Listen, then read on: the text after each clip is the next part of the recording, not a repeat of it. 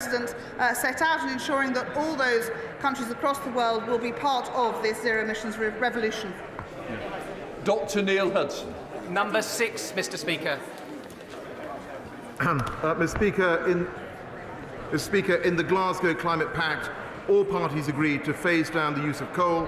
The first ever specific mention of coal in the UN climate decision text.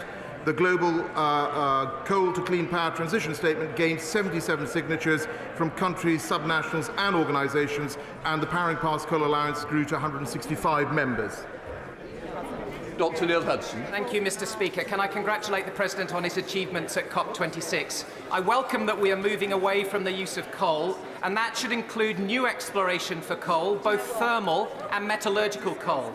With that in mind, does my right honourable friend agree that the UK can be a beacon to the rest of the world, and we can show a progressive environmental example by not going ahead with the proposed coal mine in West Cumbria? Mr. Speaker, as my honourable friend is aware, an independent inspector has overseen a public inquiry into the scheme.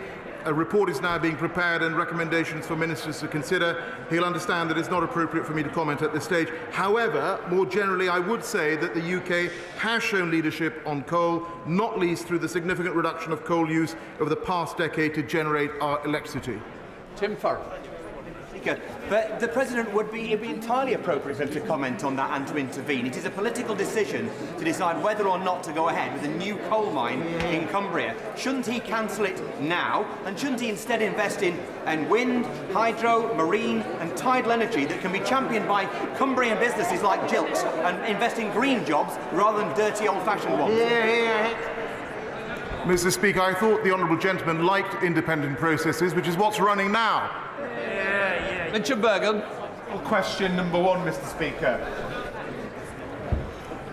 Mr. Speaker, I've just concluded constructive visits to Egypt and the UAE, respective holders of COP27 and COP28. I met with a range of government ministers and businesses, and we agreed that we will work closely to ensure the lasting impact of climate negotiations and other climate commitments made in Glasgow. Richard Bergen. Thank you, Mr. Speaker. Just days after the Glasgow COP ended, Tory ministers were whining and dining with senior fossil fuel executives, including from Shell and from BP, apparently to urge them to keep on drilling for oil and gas in the North Sea.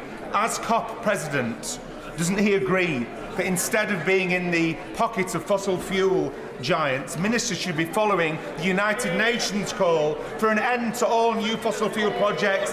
Order! Oh, just a moment, please. Topical's meant to be short and quick. You can't have a full statement. Other people's got to get in. President. Mr. Speaker, the honourable gentleman is definitely making my job harder by the amount of hot air he's emitting.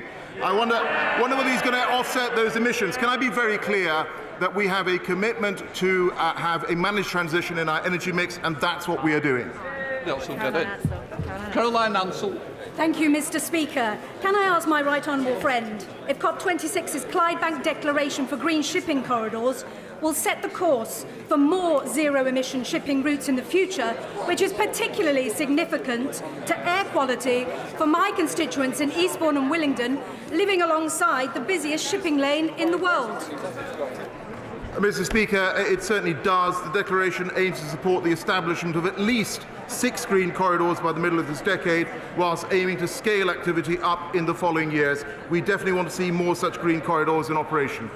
Thank you, Mr. Speaker. Surely a just transition means not leaving millions to cope with soaring energy prices as inflation hits its highest for 30 years. So why won't the government heed Labour's suggestion to protect them by introducing a one-off windfall tax on North Sea oil and gas producers who have profited from these surging prices? Mr. Speaker, I'm surprised she is pursuing that line of inquiry. Labour's motion here in this chamber totally unravelled last Tuesday and was rejected comprehensively.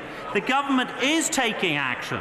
We are supporting vulnerable households through winter fuel payments, cold weather payments, the Household Support Fund and so on.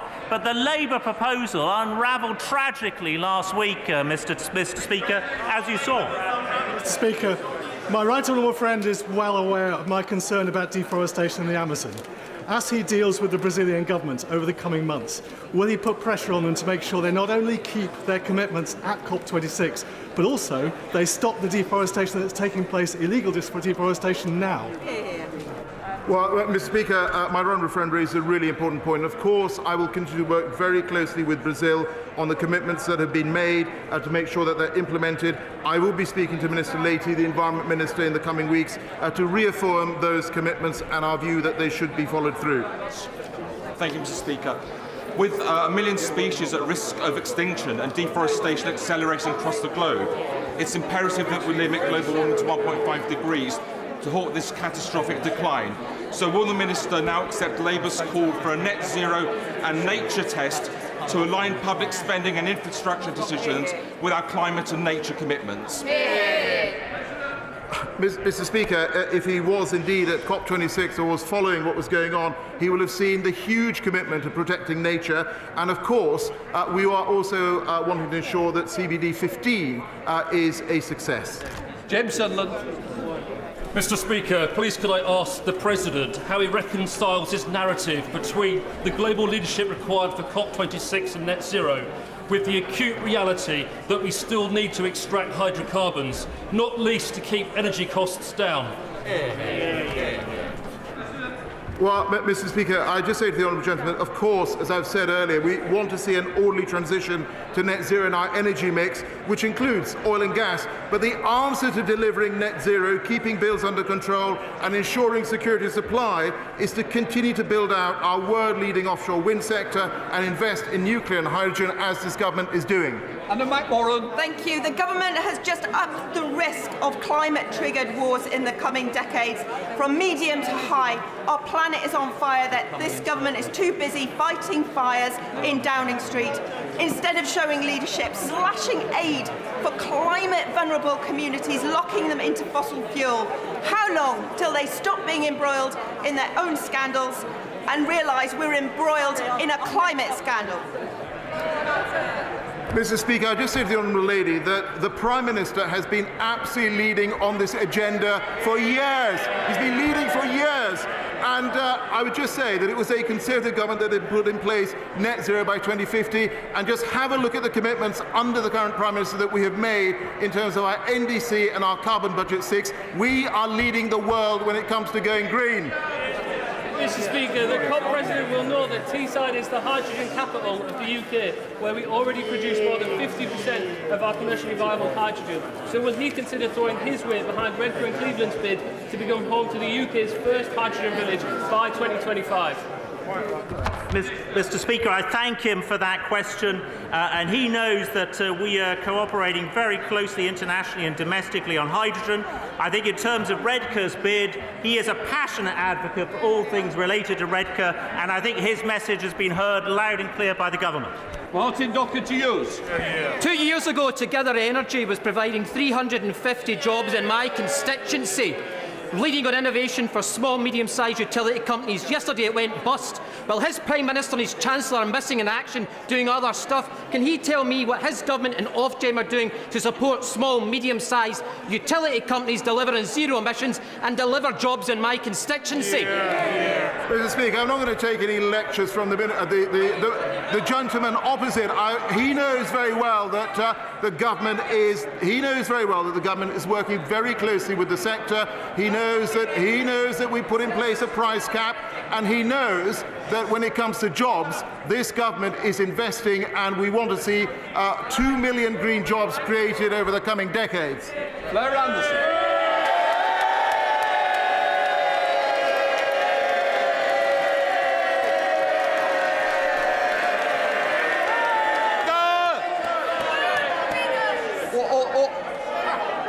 I certainly don't expect any more. For a moment, we've got one more question before it became accused. Flare up. Thank you, Mr. Speaker. If the government had not scrapped the Green Homes grant last year, it would have saved thousands of households money. When will the Minister reform and bring back Green Homes grant? Mister, we are absolutely supporting the green transition across all sectors through the work that we're doing, and I'm sure that the Energy Minister will be delighted to speak to her on the issue she's raised. Before we come to Prime Minister's questions, I'd like to point out that the British Sign Language interpretation proceeding is available to watch on Parliament Live TV. I now come to Prime Minister's questions.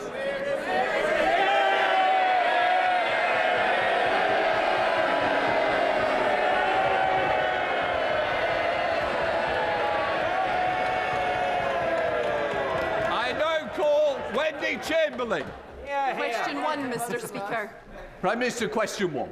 Mr. Speaker, I will shortly be updating the House on this country's fantastic progress in tackling COVID-19, including our booster programme, enabling us to ease Plan B measures and restore the ancient liberties of this country. Mr. Speaker, I know that the whole House will be delighted that Her Majesty the Queen has given permission for a special medal to be awarded to all those who deployed to Kabul.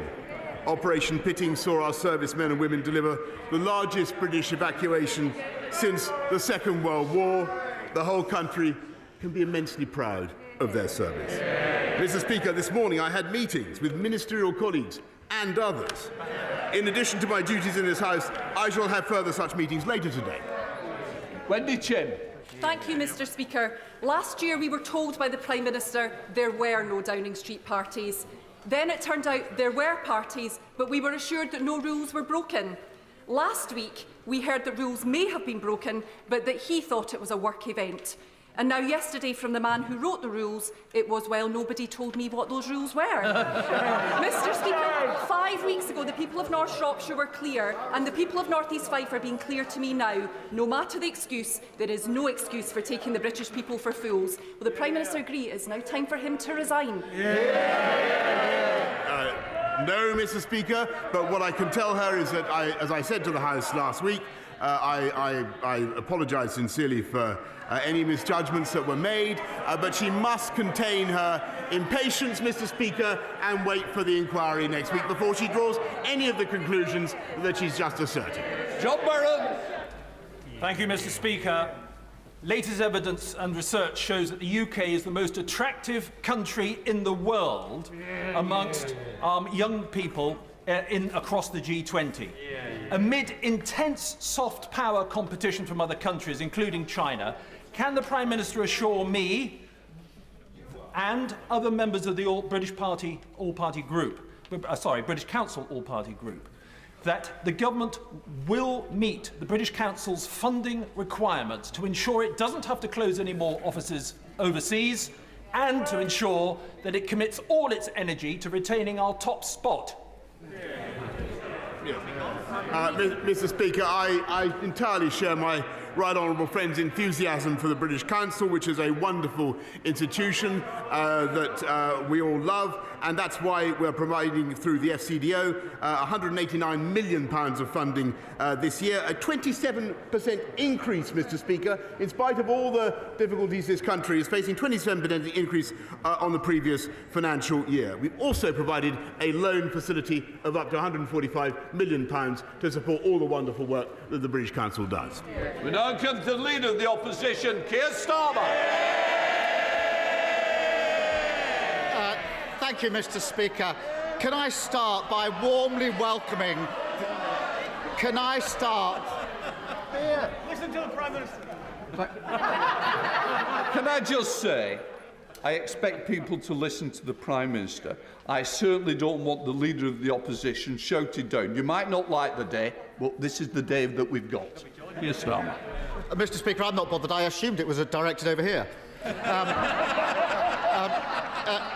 Can I start by warmly welcoming the honourable member for Bury South to his new place and to the Parliamentary Labour Party. Mr. Speaker, like so many people up and down the country, he has concluded that the Prime Minister and the Conservative Party have shown themselves incapable of offering the leadership and government this country deserves, whereas the Labour Party stands ready to provide an alternative government that the country can be proud of. Mr. Speaker, the Labour Party has changed and so has the Conservative Party. He and anyone else who wants to build a new Britain built on decency, security, prosperity and respect is welcome in my Labour Party. Every week, the Prime Minister offers absurd and frankly unbelievable defences to the Downing Street parties, and each week it unravels. I've been elected the chair. I don't need to be told how to conduct the business. So if somebody wants to do some direction, I'll start directing them out of the chamber. Keir Starmer. Mr. Speaker, I see the very noise. I'm sure the Chief Whip has told them to bring their own booze.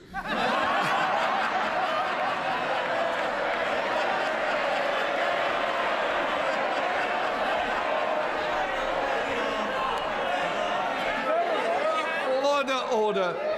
Let's try and get on with questions. It's going to be a long day if not. Keir Starmer. Mr. Speaker, first he said there were no parties. Then the video landed, blowing that defence out the water.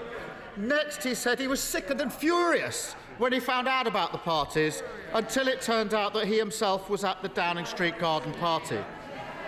Then last week he said he didn't realise he was at a party, and surprise, surprise, no one believed him. So this week he's got a new defence. Nobody warned me that it was against the rules. That's it. Nobody told him. Since the Prime Minister wrote the rules, why on earth does he think that his new defence is going to work for him? Well, thank you, Mr. Speaker. Well, he talks about the rules, and let me repeat what I said to the honourable lady across the aisle earlier on. Of course, Mr. Speaker, we must wait for the outcome of the inquiry.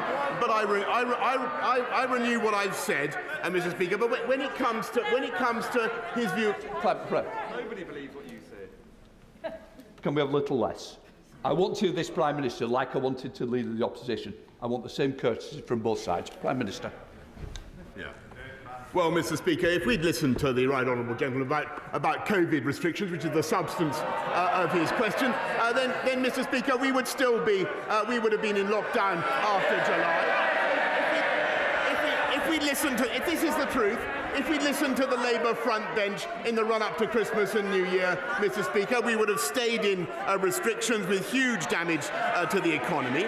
And it's because of the judgments that I've taken and that we have taken in Downing Street that we now have the fastest growing economy in the G7 and GDP, Mr. Speaker, now back up above pre-pandemic levels. And as for Bury South, Mr. Speaker, as for Bury South, let me say to the right gentleman, Mr. Speaker, by all leave, may I say to the right honourable gentleman that the Conservative Party won Bury South for the first time in generations under this Prime Minister, with an agenda of uniting and levelling up and delivering for the people of Bury South. And, Mr. Speaker, we will win again in Bury South at the next election under this Prime Minister.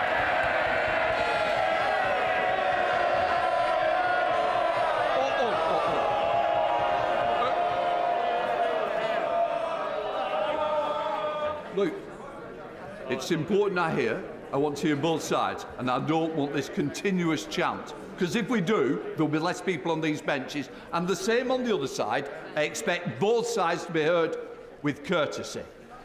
Keir Starmer. Bury South is now a Labour seat, Prime Minister. Order. Did somebody want me to apologise? No, somebody shouted apologise. I hope it wasn't aimed at me. No. And so we'll also have less from that corner, Keir Starmer. Thank you, Mr. Speaker. Not only did he write the rules, but some of his staff say they did warn him about attending the party on the 20th of May 2020. Now, I've heard the Prime Minister's very carefully crafted response to that accusation. It almost sounds like a lawyer wrote it. So I'll be equally careful with my question. When did the Prime Minister first become aware that any of his staff had concerns about the 20th of May party? Mr. Speaker, I'm grateful to Right Honourable Gentleman for repeating the question that he's already asked. We have answered, Mr. Speaker, that it is for the inquiry to come forward with an explanation of what happened, and I'm afraid he simply must wait. But he asks about my staff, Mr. Speaker. He asks about my staff and what my staff are doing and what they have told me. And I can tell him, Mr. Speaker, that they have taken decisions throughout this pandemic that he has opposed to open up in July, Mr. Speaker, as I've said, to mount the fastest vaccine rollout in Europe, and Mr. Speaker, to double the speed of the booster rollout, with the result that we have the most open economy in Europe, Mr. Speaker, and we have more people in employment and more employees on the payroll now than there were before the pandemic began. That is what my staff have been working on in Downing Street, Mr. Speaker, and I'm proud of them. Keir Starmer. So, Mr. Speaker, apparently Sue Gray is going to tell the Prime Minister when he first became aware that his staff had concerns about the May 20th. The Prime Minister's account gets more extraordinary with each version of his defence. If the Prime Minister's new defence were true, it requires him to suggest that his staff are not being truthful when they say they warned him about the party. It requires the Prime Minister to expect us to believe that whilst every other person who was invited on the 20th of May to the party was told it was a social occasion, he alone was told it was a work meeting. It also requires the Prime Minister to ask us to accept that as he waded through the empty bottles and platters of sandwiches, he didn't realise it was a party. Does the Prime Minister realise how ridiculous that sounds? Mr. Speaker, I've said what I've said about the events in Number 10. He will have to wait for the report. And Mr. Speaker, I think he asks for further clarification. I think there are lots of people who are interested. I say this entirely in passing, Mr. Speaker. Lots of people are interested in the exact legal justification from the learned leader of the opposition for the picture of him drinking a pint of beer or a bottle of beer. Mr. Speaker, I merely, perhaps he could tell the House about that in a minute, Mr. Speaker. But what I can tell the House is that throughout the pandemic, people across government have been working flat out to protect the British public with huge quantities of PPE, so we can now make 80% in this country, with the biggest and most generous furlough scheme virtually anywhere in the world, and the fastest. And by the way, Mr. Speaker, if we listened to them, we would have stayed in the European Medicines Agency, and we would never have been able to deliver the vaccine rollout at the speed that we did. Keir Starmer. Mr. Speaker, if the Prime Minister thinks the only accusation he faces that he once had a beer with a takeaway, then Operation Save Big Dog is in deeper trouble than I thought.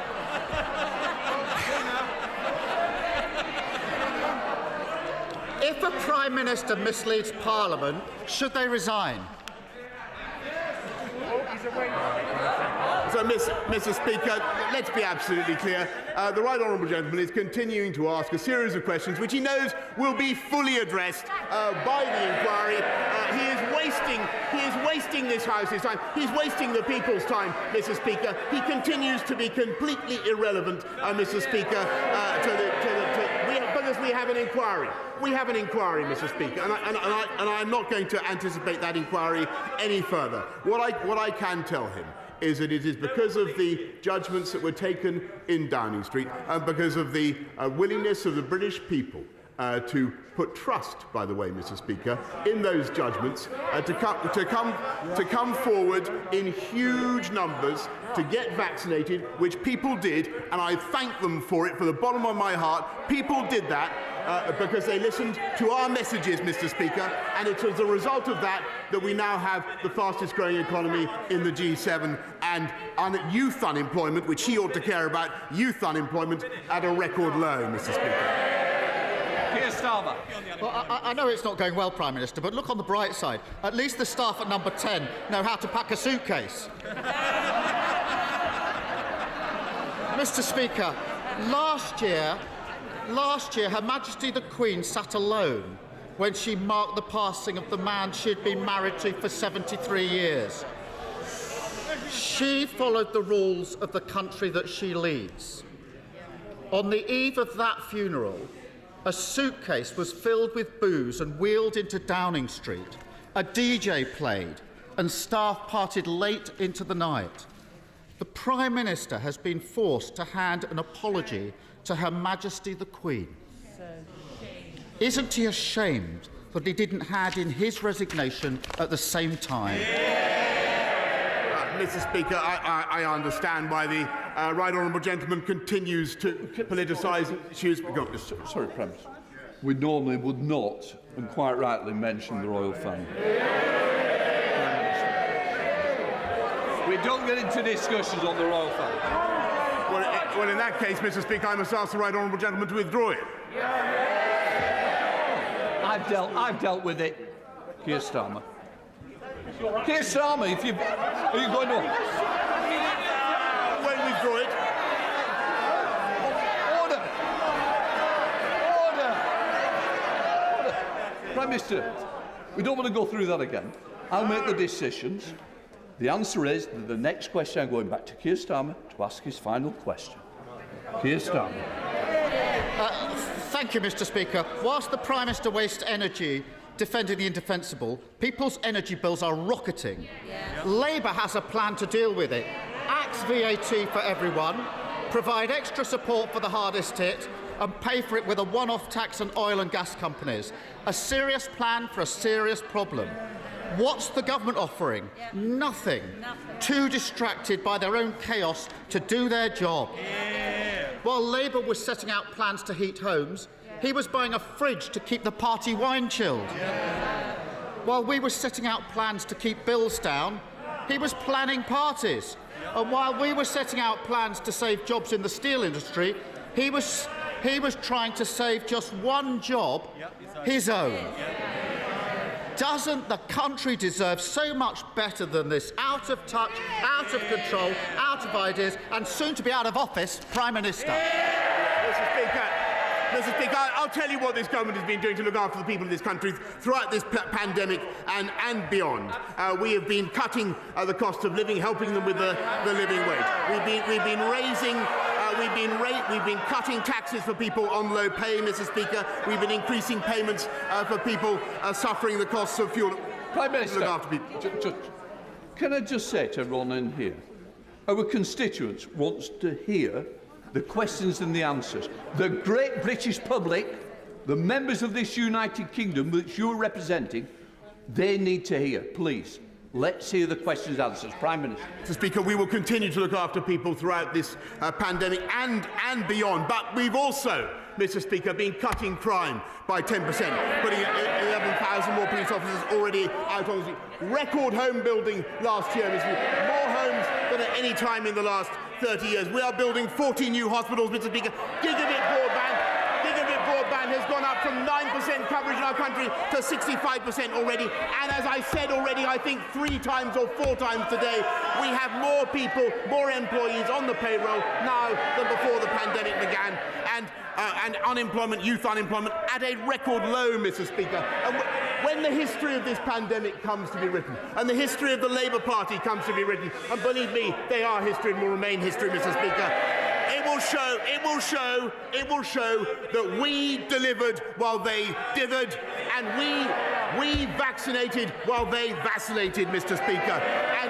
And the reason we've been able to lift restrictions faster than any other country in Europe, and we have the most open economy and the most open society in Europe, Mr. Speaker, is thanks to the booster rollout and thanks to the work of staff up and down Whitehall, across government, throughout the NHS, Mr. Speaker, and I am intensely proud of what this government has done.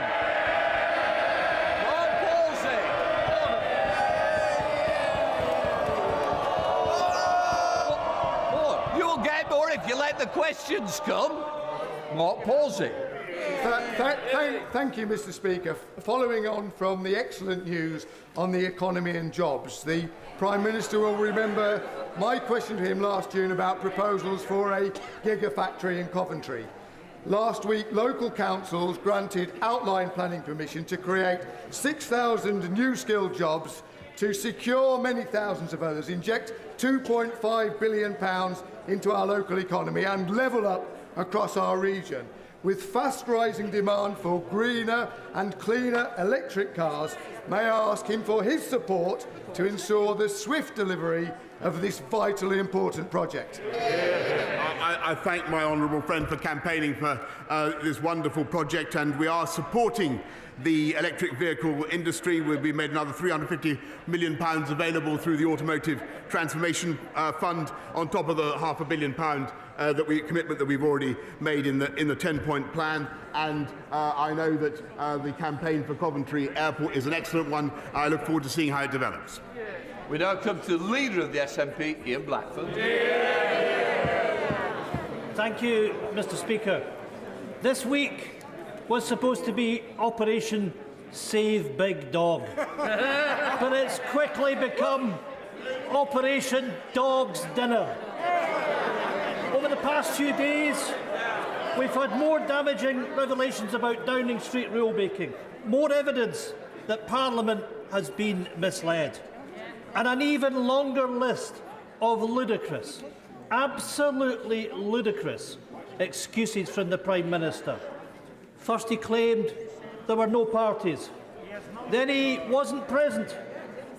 Then he admitted he was at them, but he didn't know it was a party. And then, Mr. Speaker, the latest sorry excuse is really the most pathetic of them all. Nobody told me. Nobody told me. Nobody told the Prime Minister he was breaking his own rules. Absolutely pathetic. The Prime Minister, you know, what a look. The Prime Minister laughing once again, laughing at the British public. The Prime Minister is taking the public for fools. Nobody believes him. Will the Prime Minister finally take responsibility, resign? Go, Prime Minister! No, Mr. Speaker, but I thank him for his question again, and let me just remind him that there's an inquiry that is due to conclude. I believe he is wrong in what he asserts, Mr. Speaker, but we'll have to wait and see what the inquiry says. But, Mr. Speaker, I think the most important thing from the point of view of the UK government is that we're coming out of the restrictions that we've been in. I'm delighted to see that that's happening in Scotland as well, and that is very largely thanks to the wonderful cooperation that we continue to see across the whole of the UK, though you wouldn't believe it to hear it from him. Ian Blackford. Mr. Speaker, I'm afraid nobody is buying this act anymore. There ought to be some respect and dignity from the Prime Minister. Let's remind ourselves, more than 150,000 of our citizens have died, and he's partying, he's laughing. Mr. Speaker, it simply isn't acceptable. The fake contrition, the endless excuses, the empty promises that it will be different only if we give him one last chance. This is a Prime Minister who arrogantly believes that he's above the rules, a Prime Minister who brazenly twists the truth, a Prime Minister who simply isn't fit for office. The Prime Minister's former chief advisor has said that he lied to Parliament, breaking the ministerial code. Prime Minister, a resignation offence. Public trust is hemorrhaging. With every day that passes, this Tory government loses even more credibility. When will the Tory MPs finally do the right thing? Show the Prime Minister the door.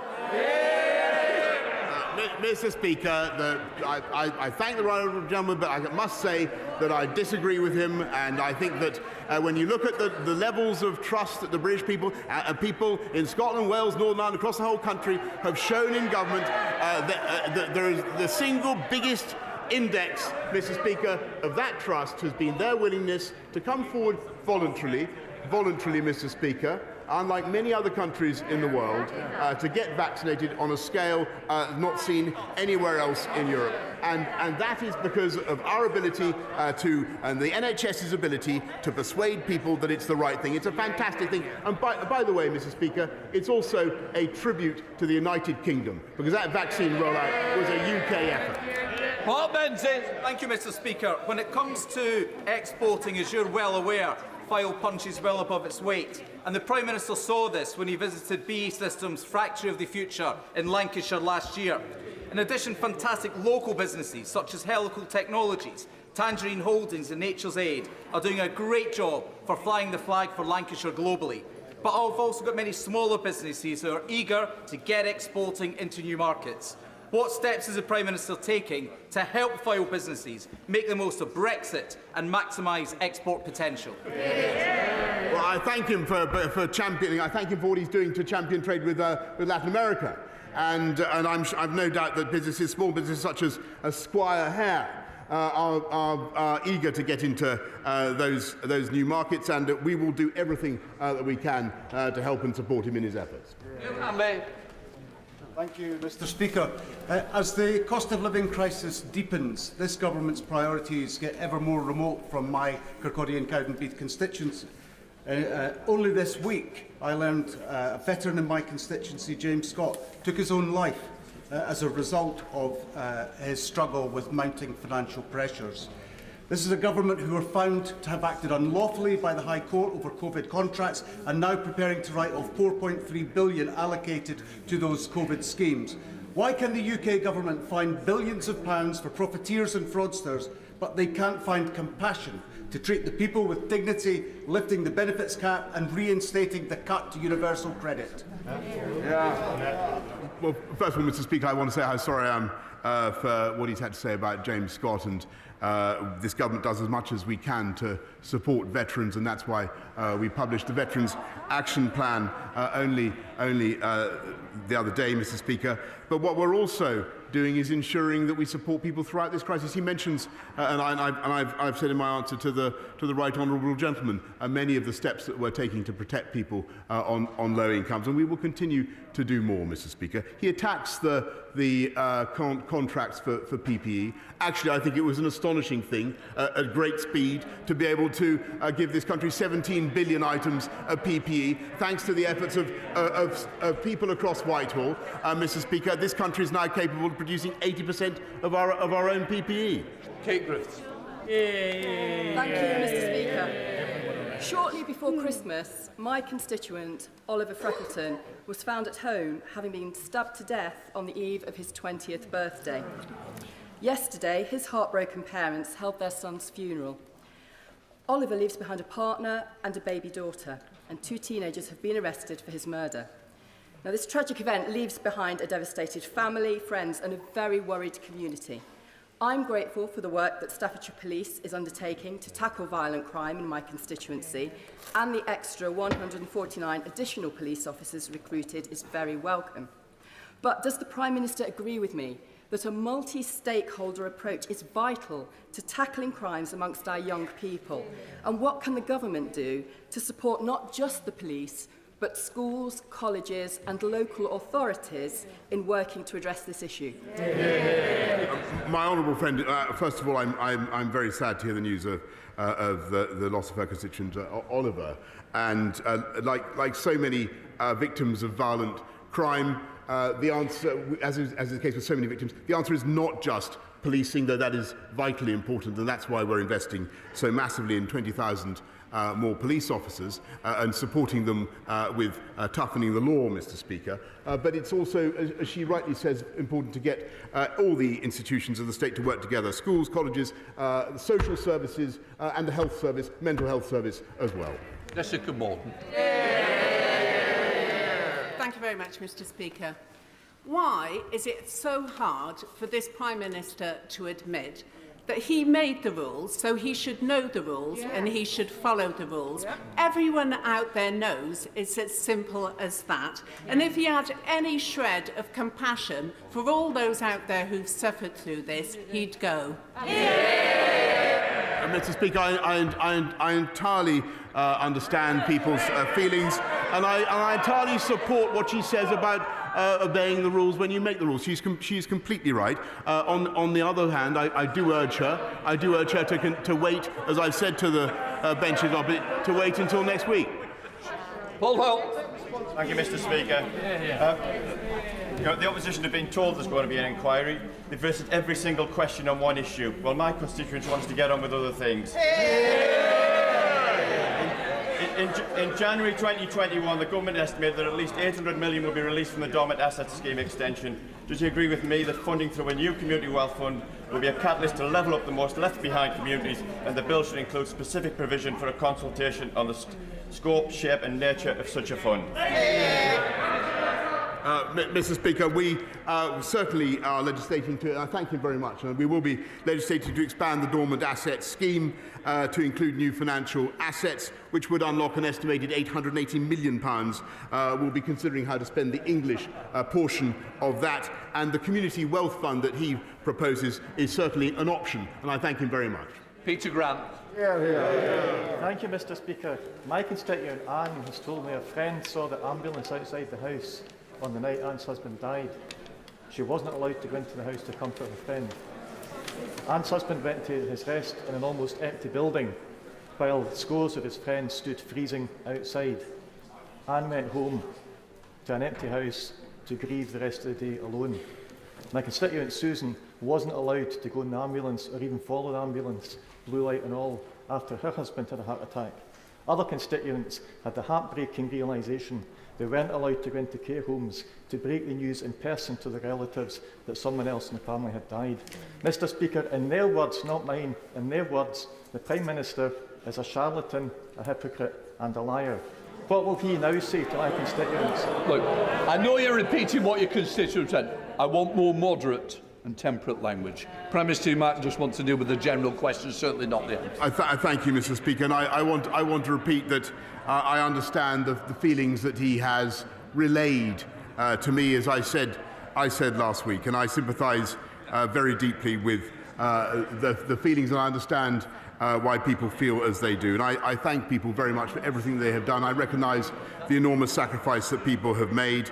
I apologise for misjudgments that may have been made in number 10 by me and anybody else, but please can I ask him to wait for the inquiry to conclude.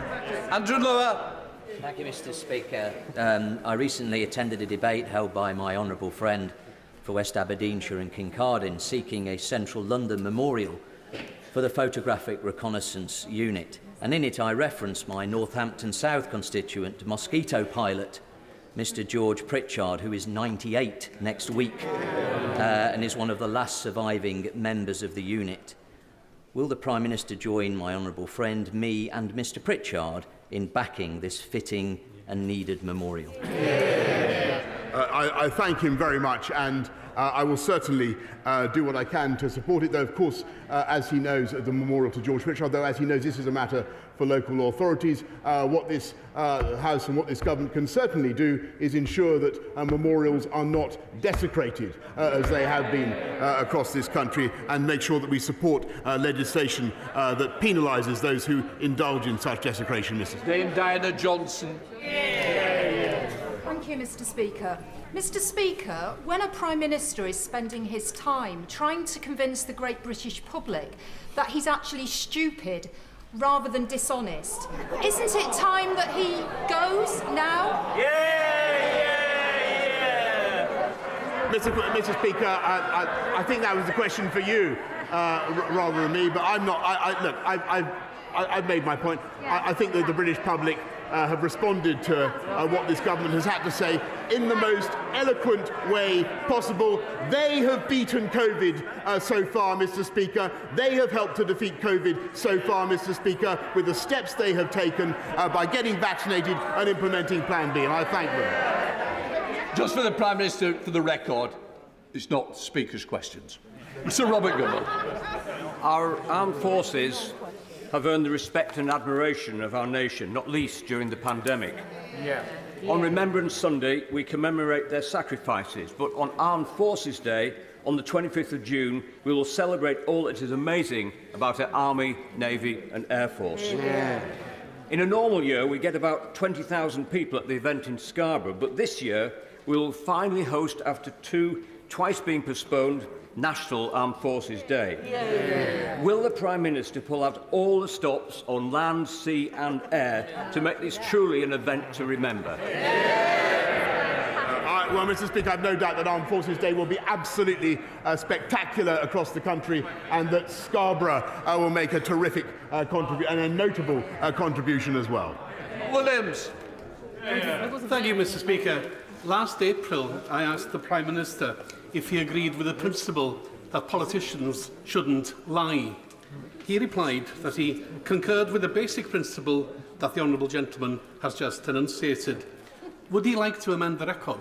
No, Mr. Speaker. Simon Hall. Thank you, Mr. Speaker. The vast majority of people, and indeed politicians across Northern Ireland, believe that whatever the question, double jobbing is not the answer. Could I urge my right honourable friend to listen to the majority and ask him not to move the government amendment in the other place later today? I'm grateful to my honourable friend, and I'm advised that I think the amendment in question is indeed going to be withdrawn. Twist.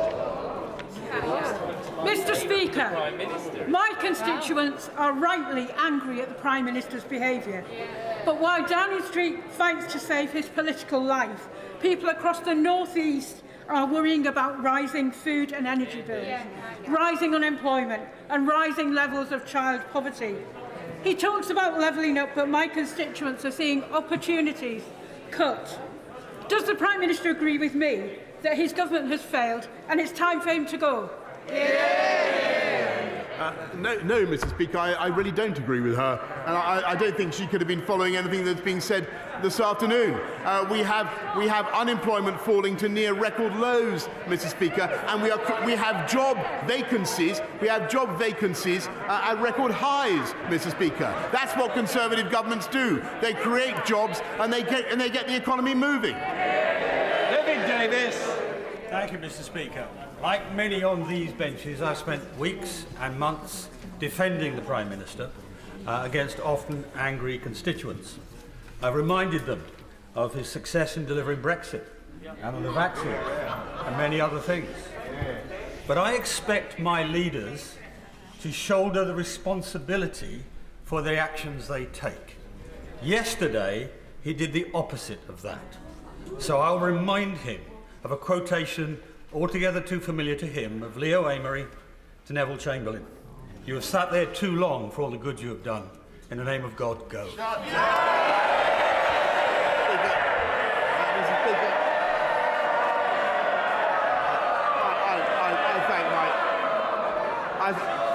Order. Prime Minister.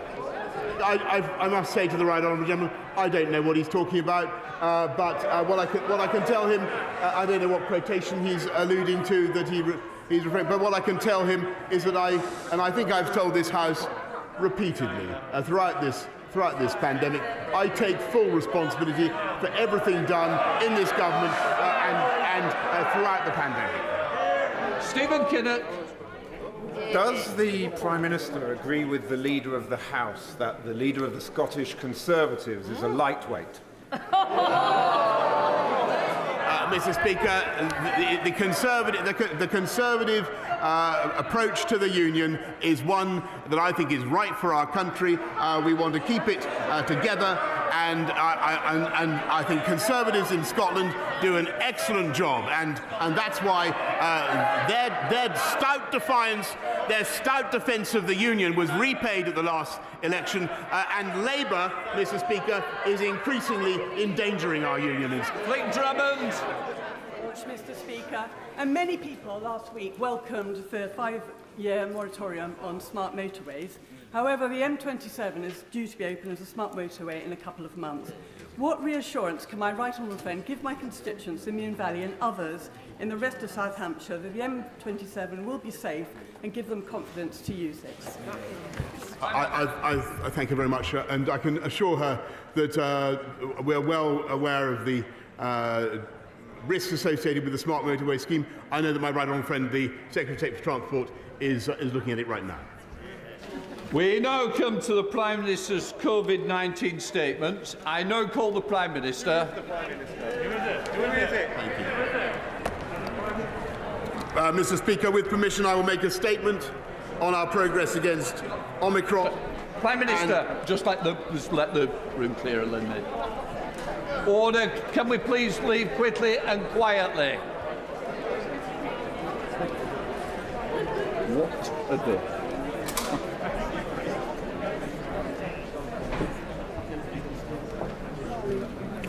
Prime Minister, please. Mr. Speaker, with permission, I will make a statement on our progress against Omicron and the review of our Plan B measures. Within hours of learning from scientists in South Africa about the emergence of a new COVID variant last November, this government acted, introducing balanced and proportionate restrictions at our borders to slow the seeding of Omicron in our country.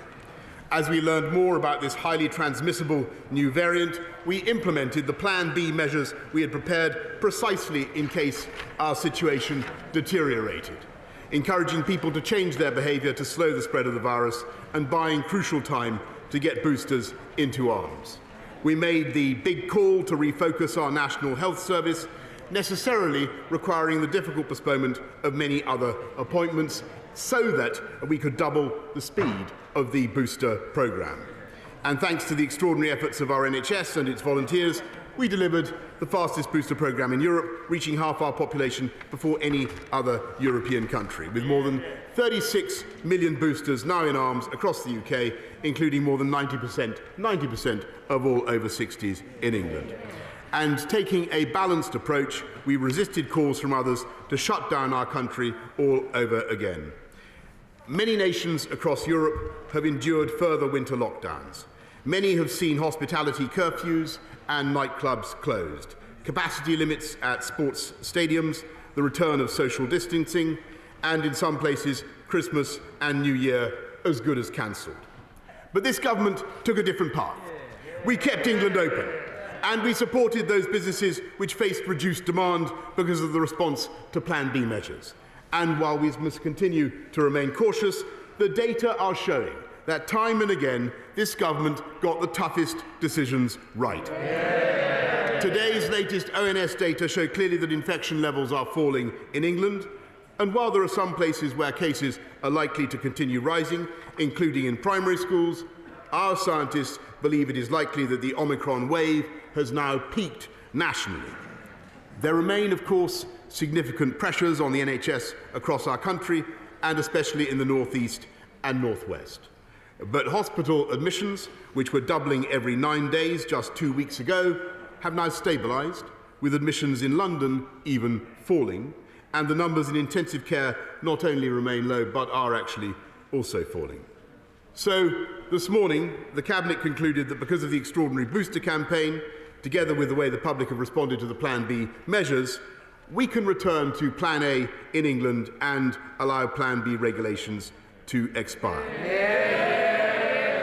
As a result, from the start of Thursday next week, mandatory certification will end. Organisations can, of course, choose to use the NHS COVID Pass voluntarily, but we will end the compulsory use of COVID status certification in England. From now on, the government is no longer asking people to work from home. And people should now speak to their employers about arrangements for returning to the office. And having looked at the data carefully, the Cabinet concluded that once regulations lapse, the government will no longer mandate the wearing of face masks anyway. Mr. Speaker,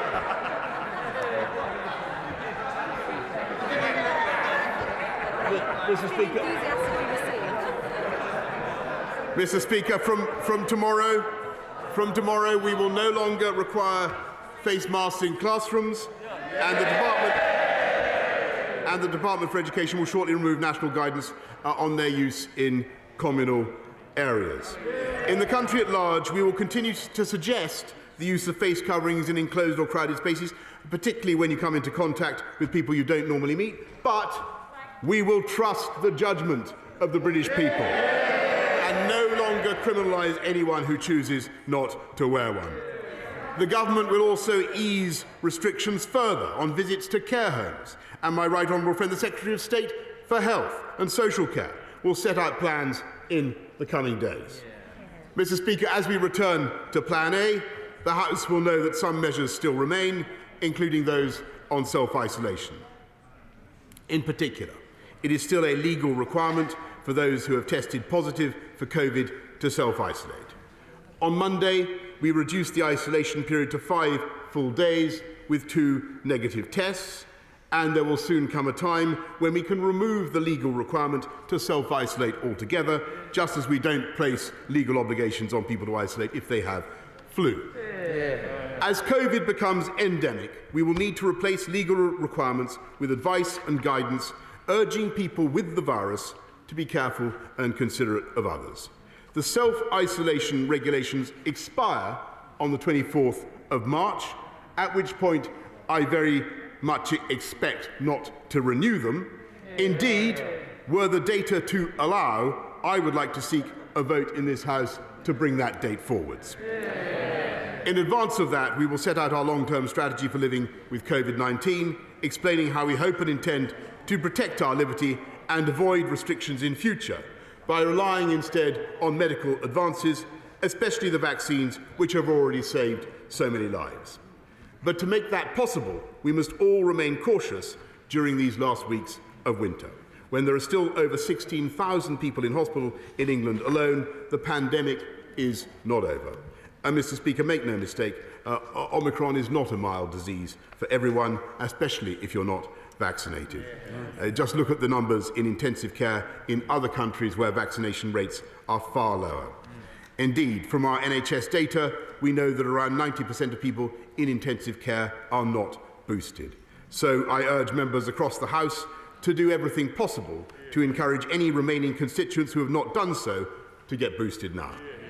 And for the next few weeks, I encourage everyone across the country to continue with the behaviours that we know help to keep everybody safe. Washing hands, letting fresh air in, getting tested, self-isolating if positive, and, as I say, thinking about wearing a face covering in crowded and enclosed settings.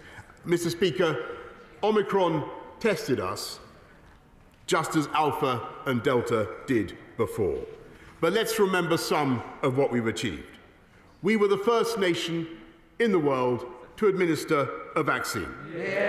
We were the fastest in Europe to roll it out, because outside the European Medicines Agency, this government made the big call to pursue our own British procurement strategy rather than opting back into the EU scheme as some people urged.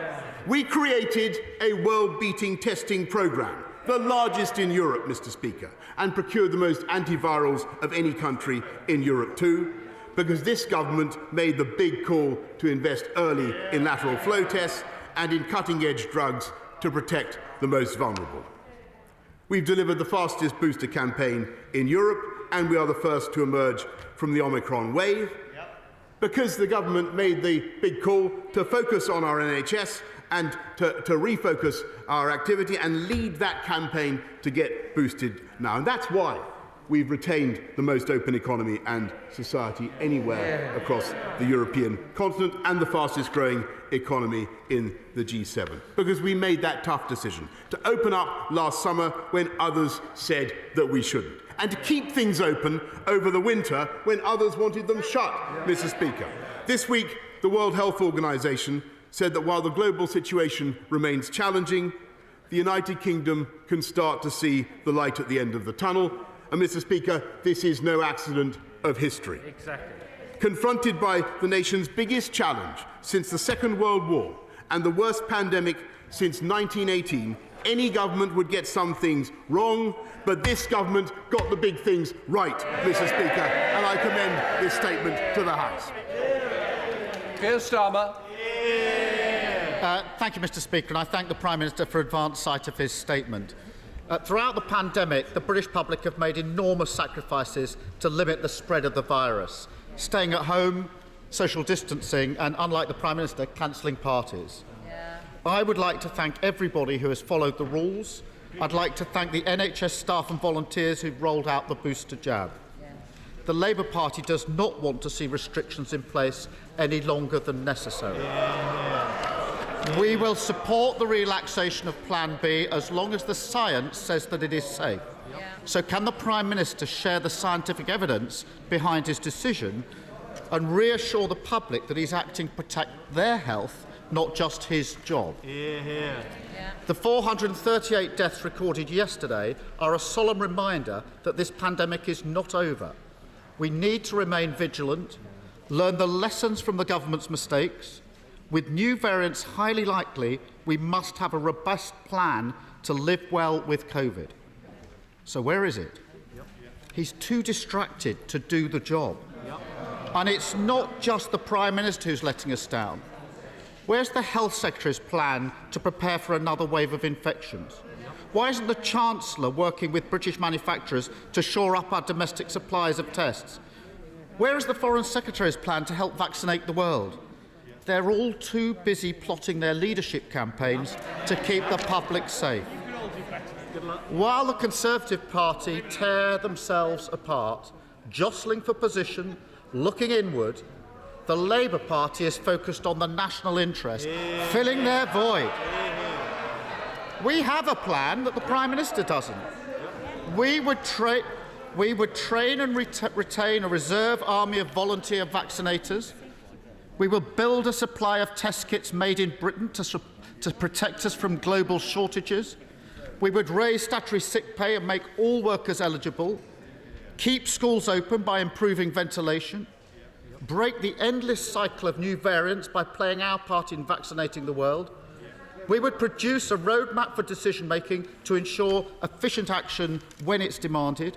We'd stop the short-sighted sell-off of the UK's vaccine manufacturing centre, and we would never again allow our NHS and social care service to be so run down and underfunded, understaffed and overstretched as it has been over the last decade of a Tory government. Mr. Speaker, Labour has a plan to live well with COVID and secure our lives, livelihoods and liberties. Where's his?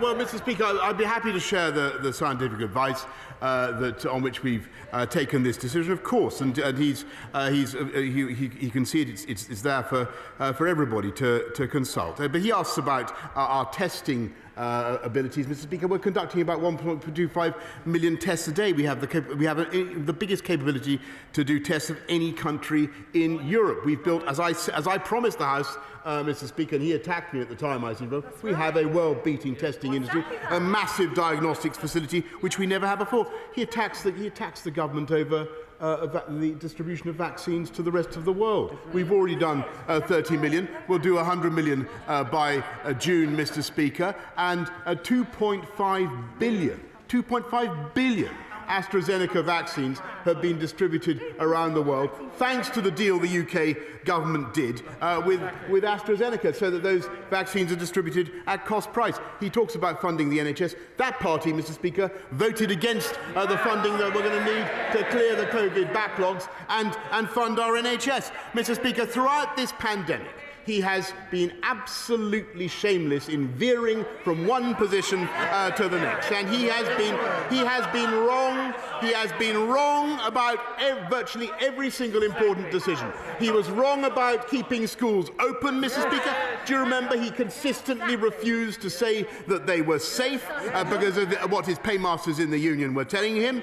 He was wrong about going forward from lockdown in July, on July the 19th. He said it was reckless. Do you remember, Mr. Speaker? He was totally wrong.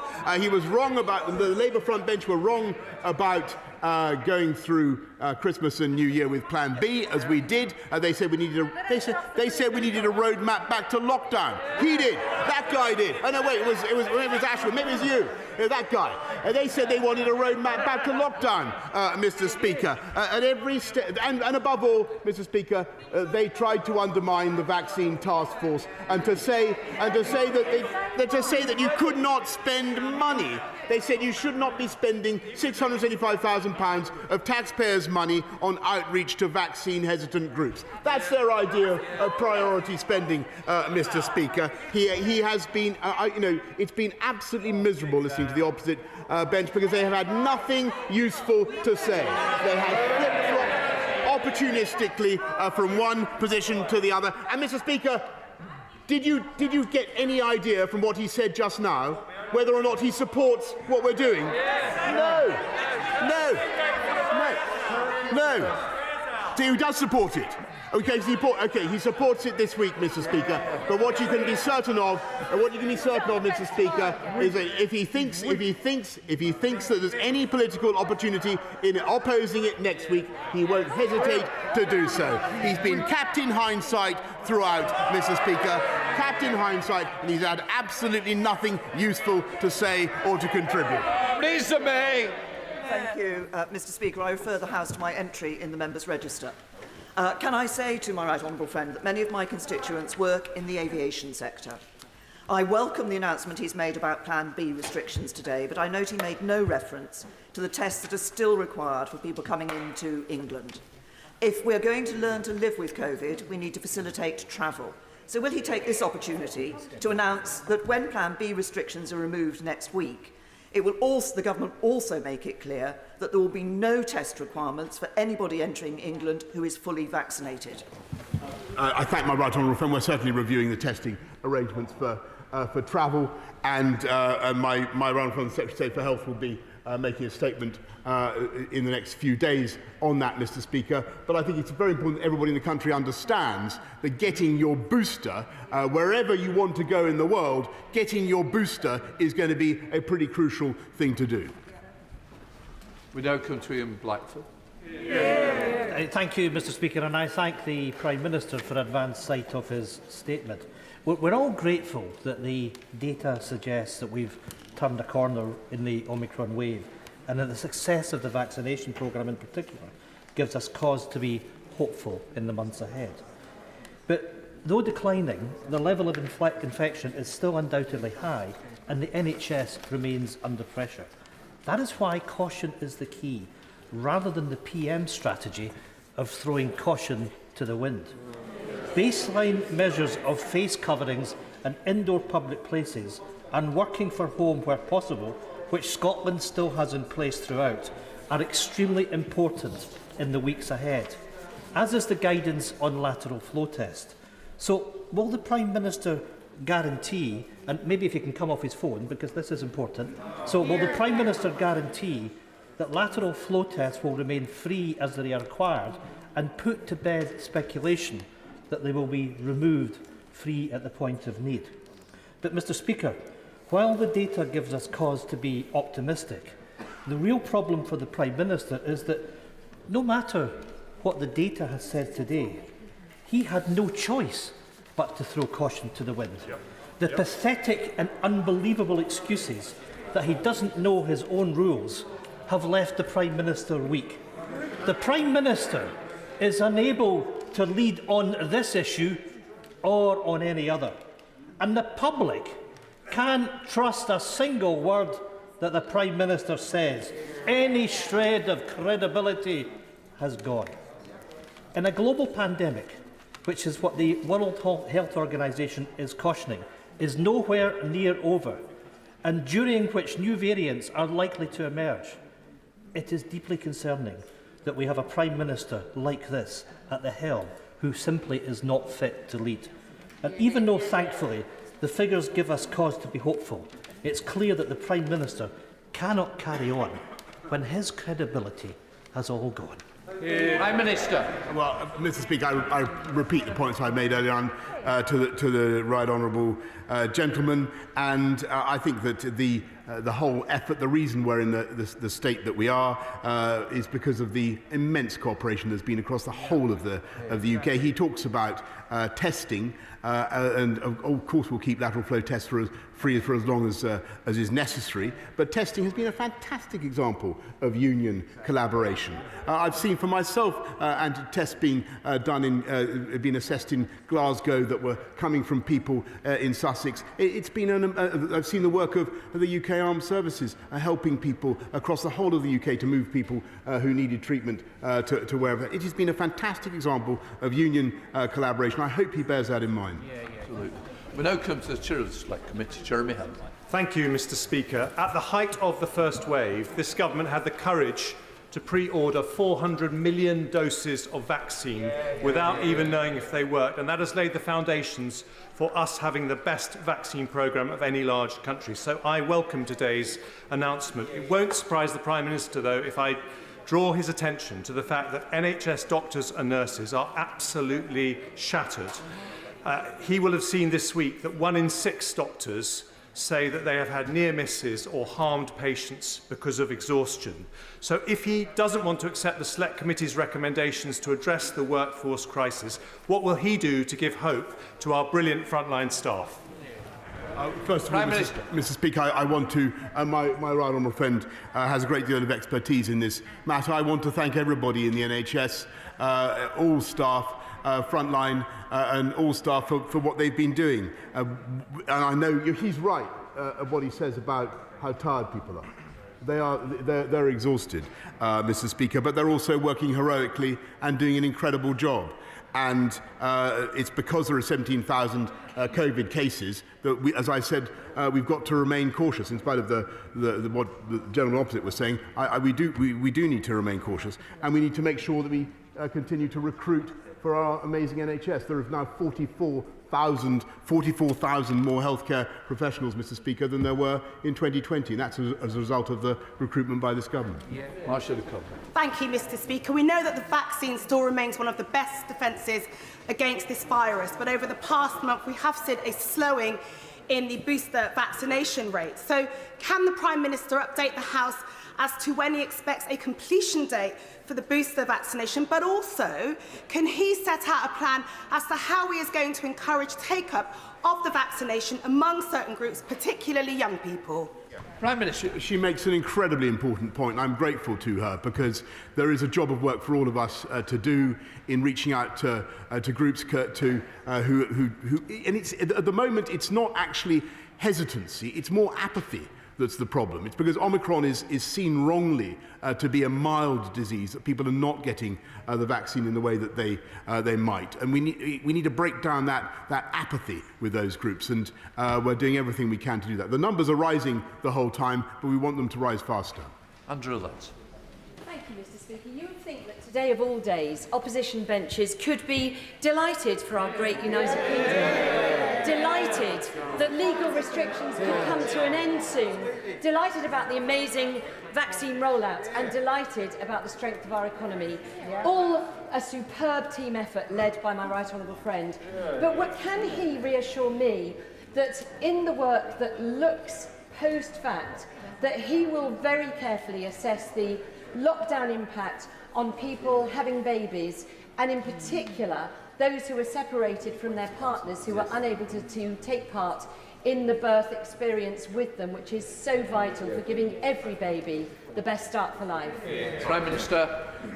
Can I thank my right honourable friend for what she has just said, and her point about birth partners being able to attend is unbelievably important, and I'm glad that we were able to address it in spite of some difficulties. And her Early Start for Life programme is unbelievably important, and I know that both my right honourable friend for Education and for Health are working with her to deliver it. Dave. Speaker, yesterday the Prime Minister had to accept that he was unaware of what his own COVID rules actually allowed. With millions of British people now seeing that the Prime Minister can't even grasp what his own basic rules are, he's no longer a credible person to set the rules for others during this public health crisis. Isn't it time he accepted that the House and the country can no longer trust him with the nation's health? And the best policy to beat COVID now will be for him to resign. Prime Minister. Mr. Speaker, ni hao, as we say to the right honourable gentleman. 人心里很高兴， Mr. Speaker, I don't agree with him. I want to go on and deliver on the people's priorities. This government was elected with an enormous mandate to unite and level up across our country, and that is what we're going to do. Mark Harper. Thank you very much, Mr. Speaker. I hope the Prime Minister will forgive me for not being extraordinarily grateful for the withdrawal of these measures. I and many colleagues on these benches didn't think they were necessary in December, but I do nonetheless welcome their removal. Can I draw his attention to a further policy which I think it would be helpful if he reconsidered? The government's current plan is to say to our valuable NHS staff that if they refuse to be vaccinated, they're to be sacked. And those sackings are to commence in a couple of weeks' time with no compensation. We know, and we know now, that the Secretary of State is being advised by his own officials due to the lack of protection against transmission, that this needs to be rethought. Can I urge the Prime Minister to rethink this policy? We shouldn't reward our NHS staff for all their dedication with the sack. We should allow them to continue in the valuable work that they deliver to our great country.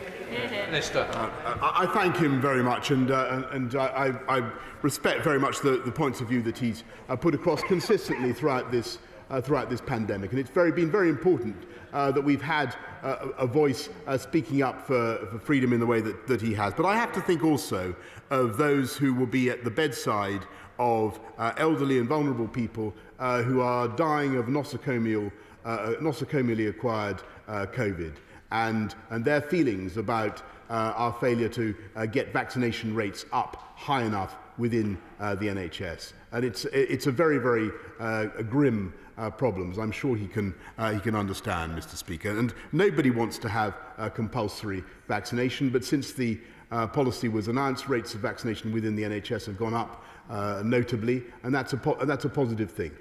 We will reflect on the way ahead. We don't want to drive people out of the service, but it is a professional responsibility of everybody looking after the health of others within our NHS to get vaccinated, and I hope he agrees with that. Wayne Davis. Does the Prime Minister agree with me?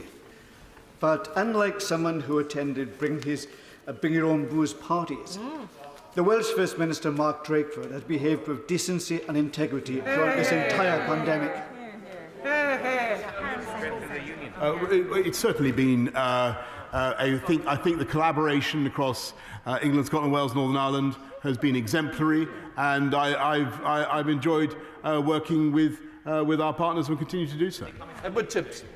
Very much, Mr. Speaker. I refer honourable members to my entry in the register. And can I thank the Prime Minister for his statement today, and particularly the decision to now remove face masks from schools. I know many children and staff, pupils and parents will be extremely pleased that is now happening. But I know he will also share my concern, and that of the Children's Commissioner, Dame Rachel de Souza, that during the pandemic we've seen many thousands of children who have become off the radar of schools, off school rolls. And particularly the most vulnerable children, this causes serious problems about their exposure to crime and exploitation. So will he look again at some of the recommendations in my review of school exclusion to try and address this, so that we can track every pupil who is of a school age?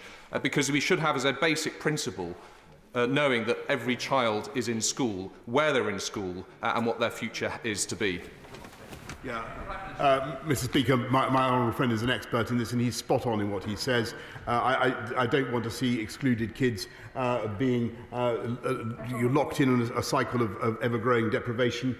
He's absolutely right. The best place for kids is in school. That's why we worked so hard to keep schools open and to insist that they were safe. Caroline Lucas. Thank you, Mr. Speaker. I was listening carefully to the Prime Minister's statement. I don't think he mentioned long COVID once. Yet, according to the ONS, over 1 million people are living with this debilitating condition. Yesterday, the all-party group on coronavirus heard heartbreaking testimony from frontline NHS workers who are living with long COVID, and many of whom cannot return to work because of this condition. Will he now commit to formally recognising long COVID as an occupational disease and launch a compensation scheme for frontline workers who are left unable to work after catching COVID whilst on the front line of our pandemic response? Prime Minister. I thank and I really understand the concerns of people with long COVID. Everybody knows people who've had an experience with COVID that has gone on far longer than many others, and who've had a genuinely debilitating time. And we are looking at it. The research continues, and we will do whatever we can to support people with long COVID. But there's a deal of work still to be done. Let's have the most exciting man, Sir Desmond Swain. Thank you. Can I welcome wholeheartedly the announcements that have been made today? And I would ask the Prime Minister to review again the need to sack domiciliary workers and NHS workers, and to examine that evidence that suggests that they pose a risk to their statements, when our belief is that they won't any more than unvaccinated. Prime Minister. I thank him very much, but I think the evidence is clear that healthcare professionals should get vaccinated. Thank you, Mr. Speaker. The rush to remove the requirement for masks, including on public transport, will cause people to fall ill and die unnecessarily. Isn't this all about saving the Prime Minister's political skin, not about protecting public health? What a moral failure, and what a bad way to go. Minister. Well, Mr. Speaker, I notice that he's at variance with his front bench on that point, not for the first time. I don't think he's right. I think we should trust to the judgment of the British people, and that's what we're going to do. Mr. Mac. Thank you, Mr. Speaker. I too want to welcome today's statement and the review of the Plan B measures.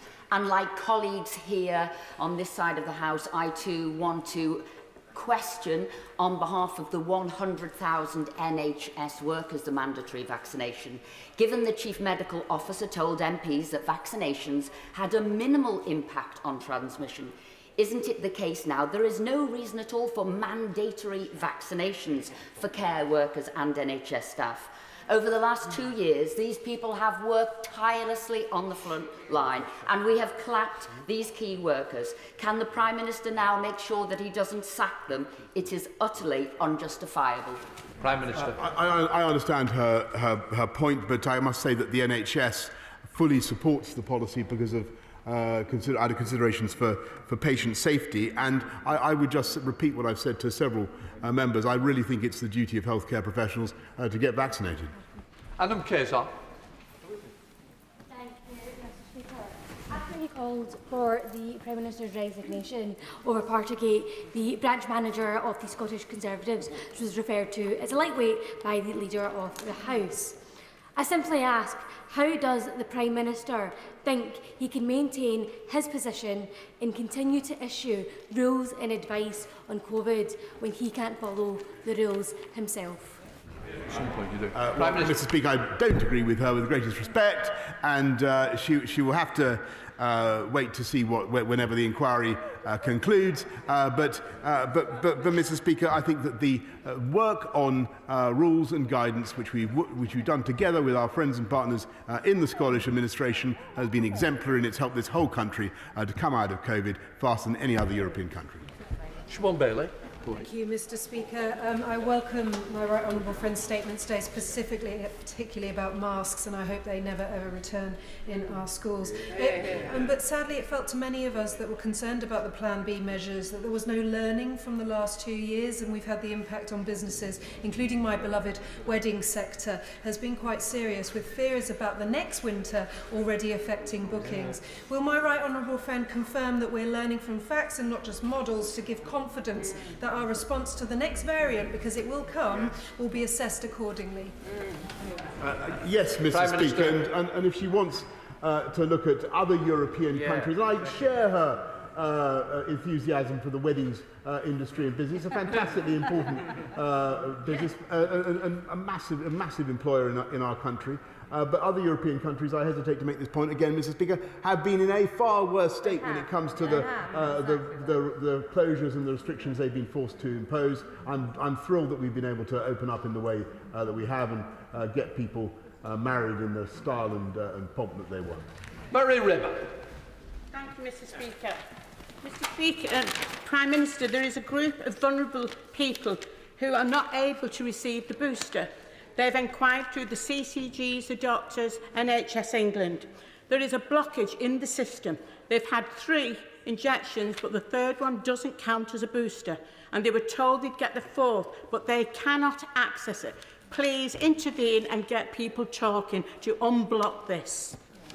Prime Minister. I thank her very much, and we're working fast to unblock it so that the people get the 4th jab as fast as possible. David Johnston. Thank you, Mr. Speaker. Can I warmly welcome my right honourable friend's statement today? Can I ask him if he will not just remove the work from home guidance, but actively encourage people to return to the office? Because it's not just good for the economy, it's particularly important for younger workers who can't get the skills, experience and networks they need by working from home. Prime Minister. Yes. Well, Mr. Speaker, I do agree with that, and I think that actually across Whitehall we need to show a lead and make sure that we get back to work, everybody gets back to work. It is safe to do so, provided everybody exercises the due caution that I've set out today. But I entirely agree with my honourable friend. Mick Whittle.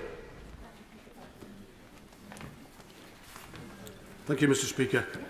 We are mercifully in a much better position today than we were this time a year ago, and that's thanks to the heroic efforts of the NHS in roll-out vaccinations. But just 9% of people living in Africa have been vaccinated against COVID-19 to date. Does the Prime Minister agree with me that the UK is failing to honour its humanitarian obligations to the poorest countries in the world, and will he commit his government to supporting a waiver of intellectual property rights on COVID-19 vaccines? Prime Minister. I agree with him, Mr. Speaker, about the importance of vaccinating the world. No one's safe till everybody's safe. That is clear. And we must get more vaccines to Africa in particular. I've talked to colleagues in African governments, African leaders, about what we can do to have more fill and finish in Africa, what we can do to encourage Africa's own supply of vaccination. Now, that's the best long-term answer.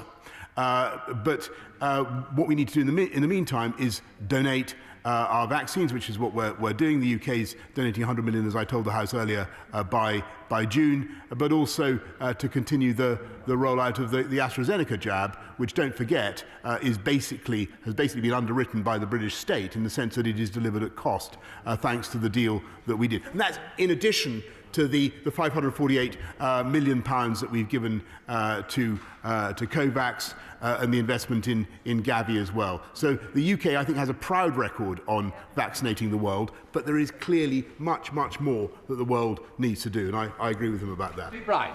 Welcome for the return to Plan A from me, Mr. Speaker. I hope it is irreversible this time. Now, the Prime Minister knows our young people have missed out on so much, and now they face punishment for doing the right thing when it comes to travel, especially our teenagers. They cannot prove, Prime Minister, that they've had 2 jabs on the NHS app if they're under 16 because they can't access it. Even if they can access a sort of cumbersome process involving a letter from the NHS, those with 1 jab and a recent infection, they cannot prove that at all. That effectively grounds them. Now, Prime Minister, half-term is coming. Family memories are now, they're not at some point in the future. Please, can we urgently, with the Health Secretary sitting next to him, find a way that teenagers are treated with fairness and parity with their parents on these important issues so they can get on with their lives with their families? Minister. Yeah. My honourable friend makes an extremely important point about young people and vaccination. I do think that people need to appreciate the value of vaccination for ease of travel, particularly boosters, but it should be as simple as possible for young people. I totally agree with him about that, and I know that my right honourable friend will make a statement in the next few days about what we propose to do. Elaine. Thank you, Mr. Speaker. I want to quote the words of my constituent Stephen Booth, who says, "I wish to add my name to the angry voices regarding the conduct of politicians who broke the rules during lockdown, but especially that of the Prime Minister, who demanded we follow the rules, which we did to the letter, whilst completely disregarding the rules themselves. This is one scandal too many." Mr. Booth and other constituents will now have no confidence in the rules or the public health messaging from this Prime Minister, and that is a serious failing.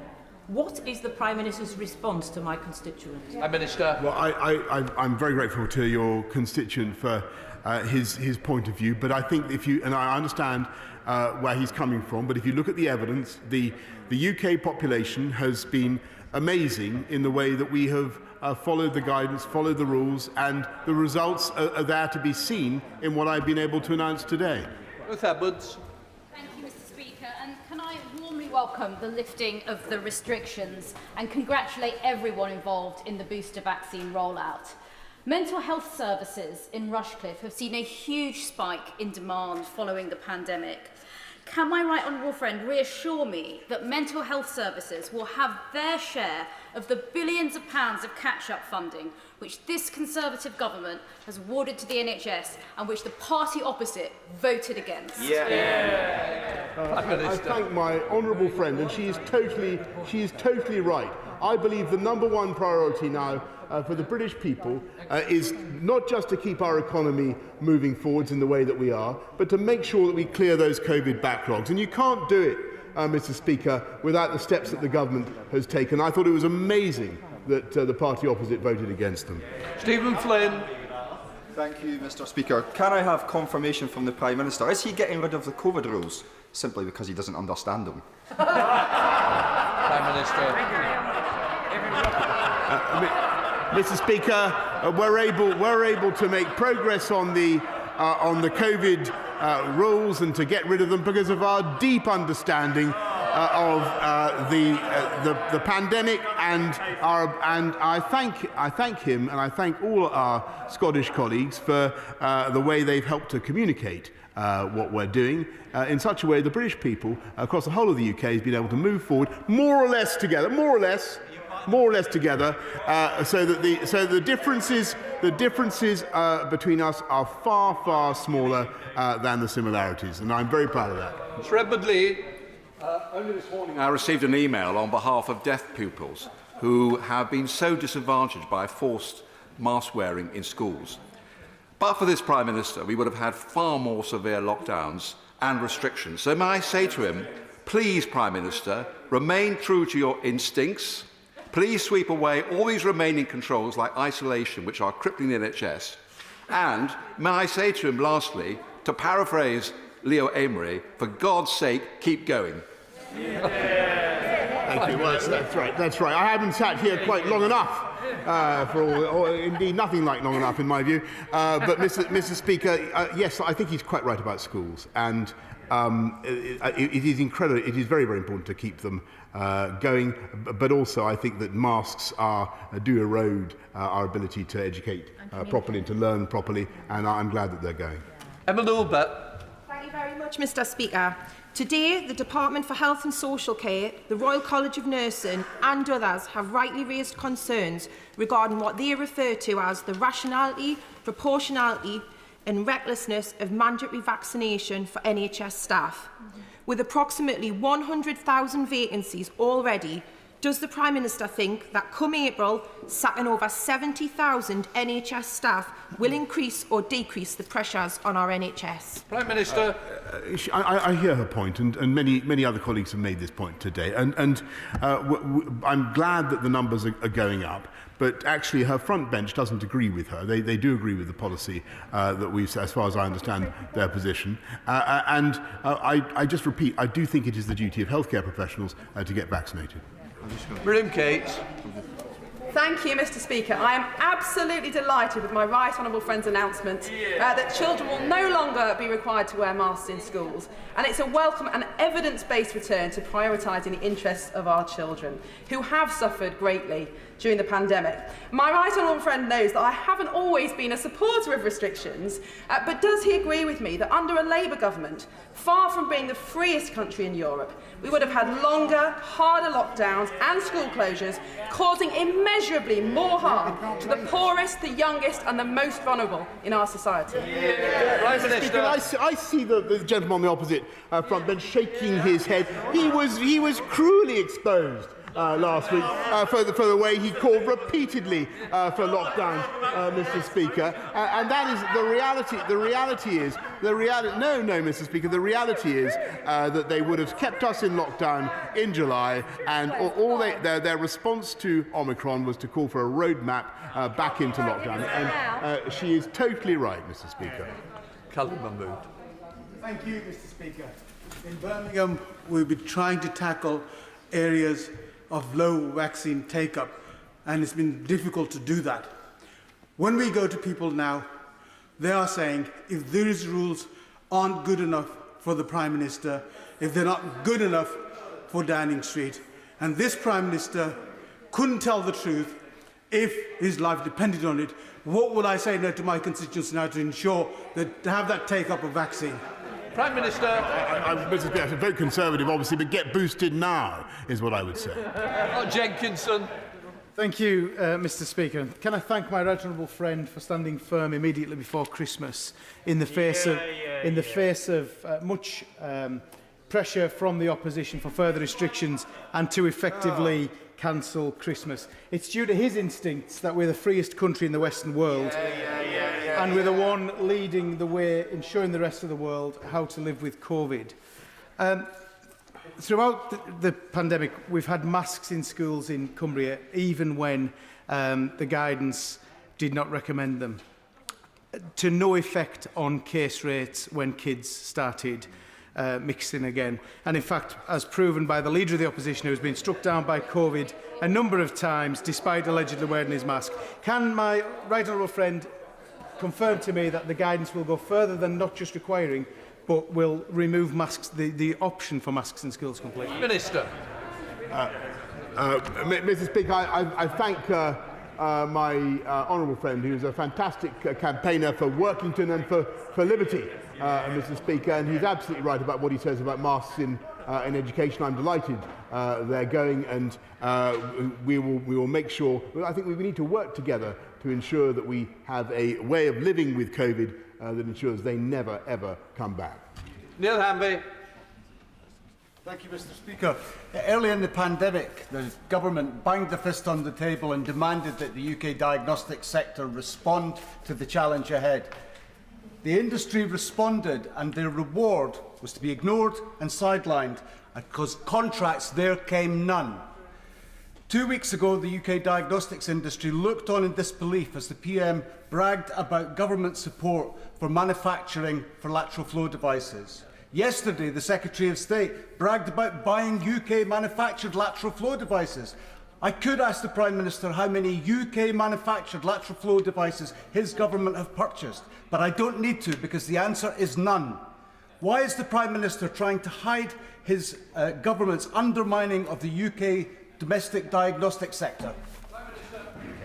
Well, Mr. Speaker, the honourable gentleman is completely wrong, and he should go to Nottingham, where he'll find a factory called Shorescreen,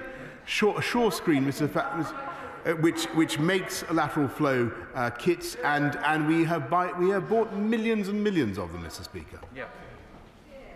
Philip Hollowell. Can I warmly welcome the Prime Minister's lifting of the COVID restrictions? At the present time, 70% of those in Kettering General Hospital with COVID are unvaccinated, and the vast majority of those could have had the vaccine, but made the wrong choice in not doing so. Can I urge the Prime Minister, when the daily hospitalisation cases are published, to emphasise the fact that the vast majority are unvaccinated as an incentive to get those more boosters done? Prime Minister. Yes, Mr. Speaker, I thank him. He's spot on. He's absolutely right in what he says. And I've tried to draw repeated attention, Mr. Speaker, in what I've been saying, to the sad fact that 90% of people in ICU have had no booster, Mr. Speaker, and I think 66% of people have had are unvaccinated at all. Omicron is not a mild disease for everyone, and it can be particularly nasty if you're not vaccinated. Ray Morris. Thank you, Mr. Speaker, and I do acknowledge the enormous effort that the NHS has made, that the Prime Minister referred to the many thousands of people who've been treated. But can I also point out that the cost to 50,000 cancer patients of delayed diagnosis, his colleague sitting alongside him, the Health Secretary, in this very chamber said it is this government's intention to wage a war on cancer, a statement welcomed by the Catch Up with Cancer campaign.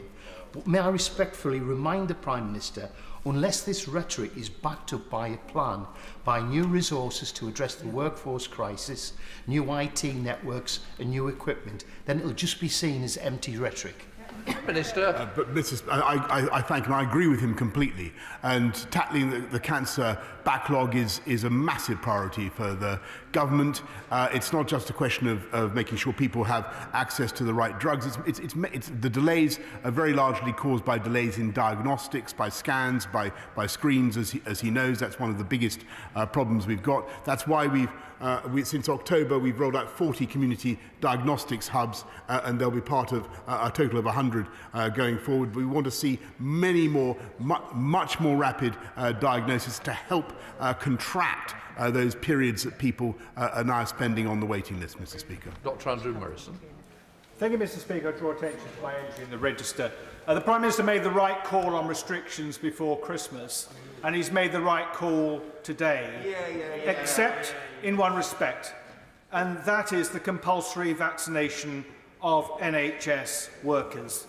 Given that leaked advice to ministers has said that that is neither rational nor proportionate, given what we now know about Omicron and its behaviour, will he think again before redundancy letters start going out as from the 3rd of February?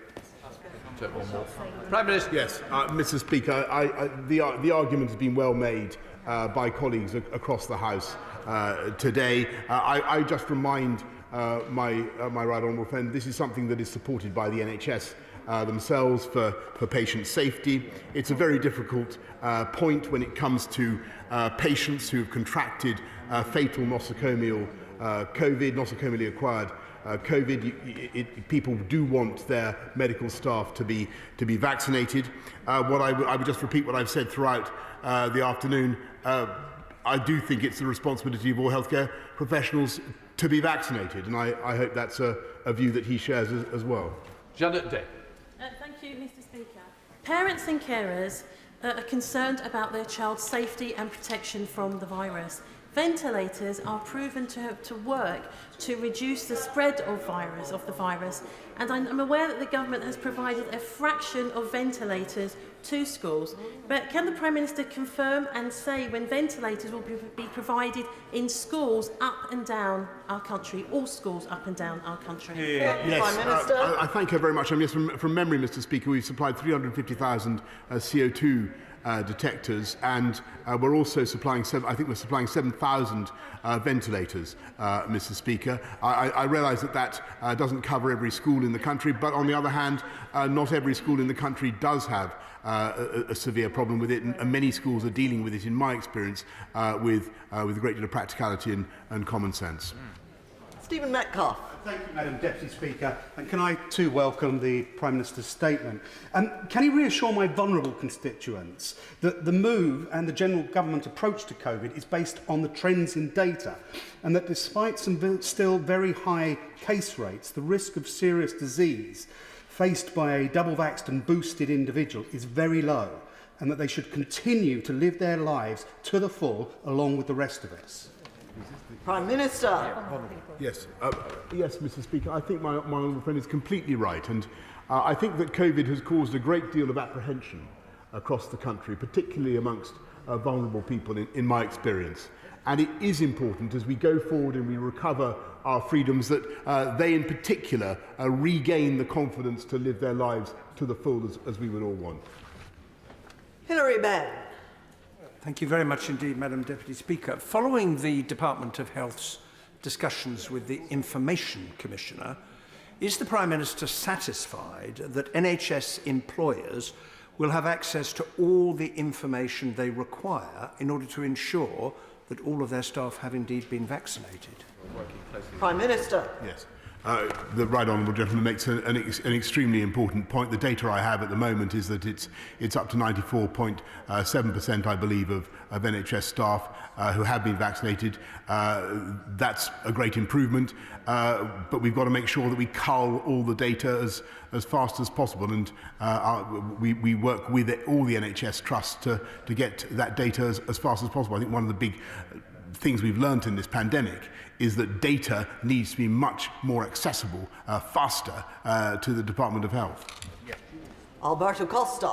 Thank you, Madam Deputy Speaker. Had we listened to the opposition, it would have had a catastrophic effect prior to Christmas with the restrictions that the shadow member was asking for. Thank goodness we have this Prime Minister that's done the right thing. Can I quickly ask the Prime Minister about the Fielding Palmer Hospital in Lutterworth? Can I ask him if he can help me arrange an urgent meeting with his colleague, the Secretary of State for Health, to discuss the important future of that hospital, which has been used as a COVID vaccination centre? You bet, Madam Deputy Speaker. Ronnie Cowan. Deputy Speaker. Prime Minister, when you read out the line, the government will no longer mandate the wearing of face masks, a number of your backbenchers took off their masks and waved them round their heads. Will the Prime Minister acknowledge, without a hint of irony, that we have a deadly virus still at work in our communities, and it falls upon us all to behave in a manner that encourages people to act in a responsible manner, to be responsible within our own communities? Prime Minister. I thank him very much, and I really direct him back to exactly what I said in my earlier remarks, which I'm sure he was listening to. Derek Thomas. Statement, which is very, very welcome. And I thank him also for referring to the investment and care taken with vaccine-hesitant groups. And sadly, these groups do exist within the NHS, and the Prime Minister is absolutely right to stress the need for healthcare workers to get the vaccine.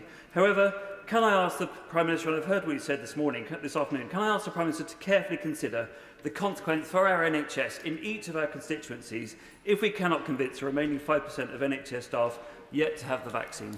Prime Minister. Yes, Madam Deputy Speaker. The answer, and I want to reassure the House that this is a complex and very difficult issue, but it is important that we give NHS staff the strongest possible encouragement to get vaccinated. That requires a lot of work and a lot of effort, and you know, the risks of not being vaccinated are very real.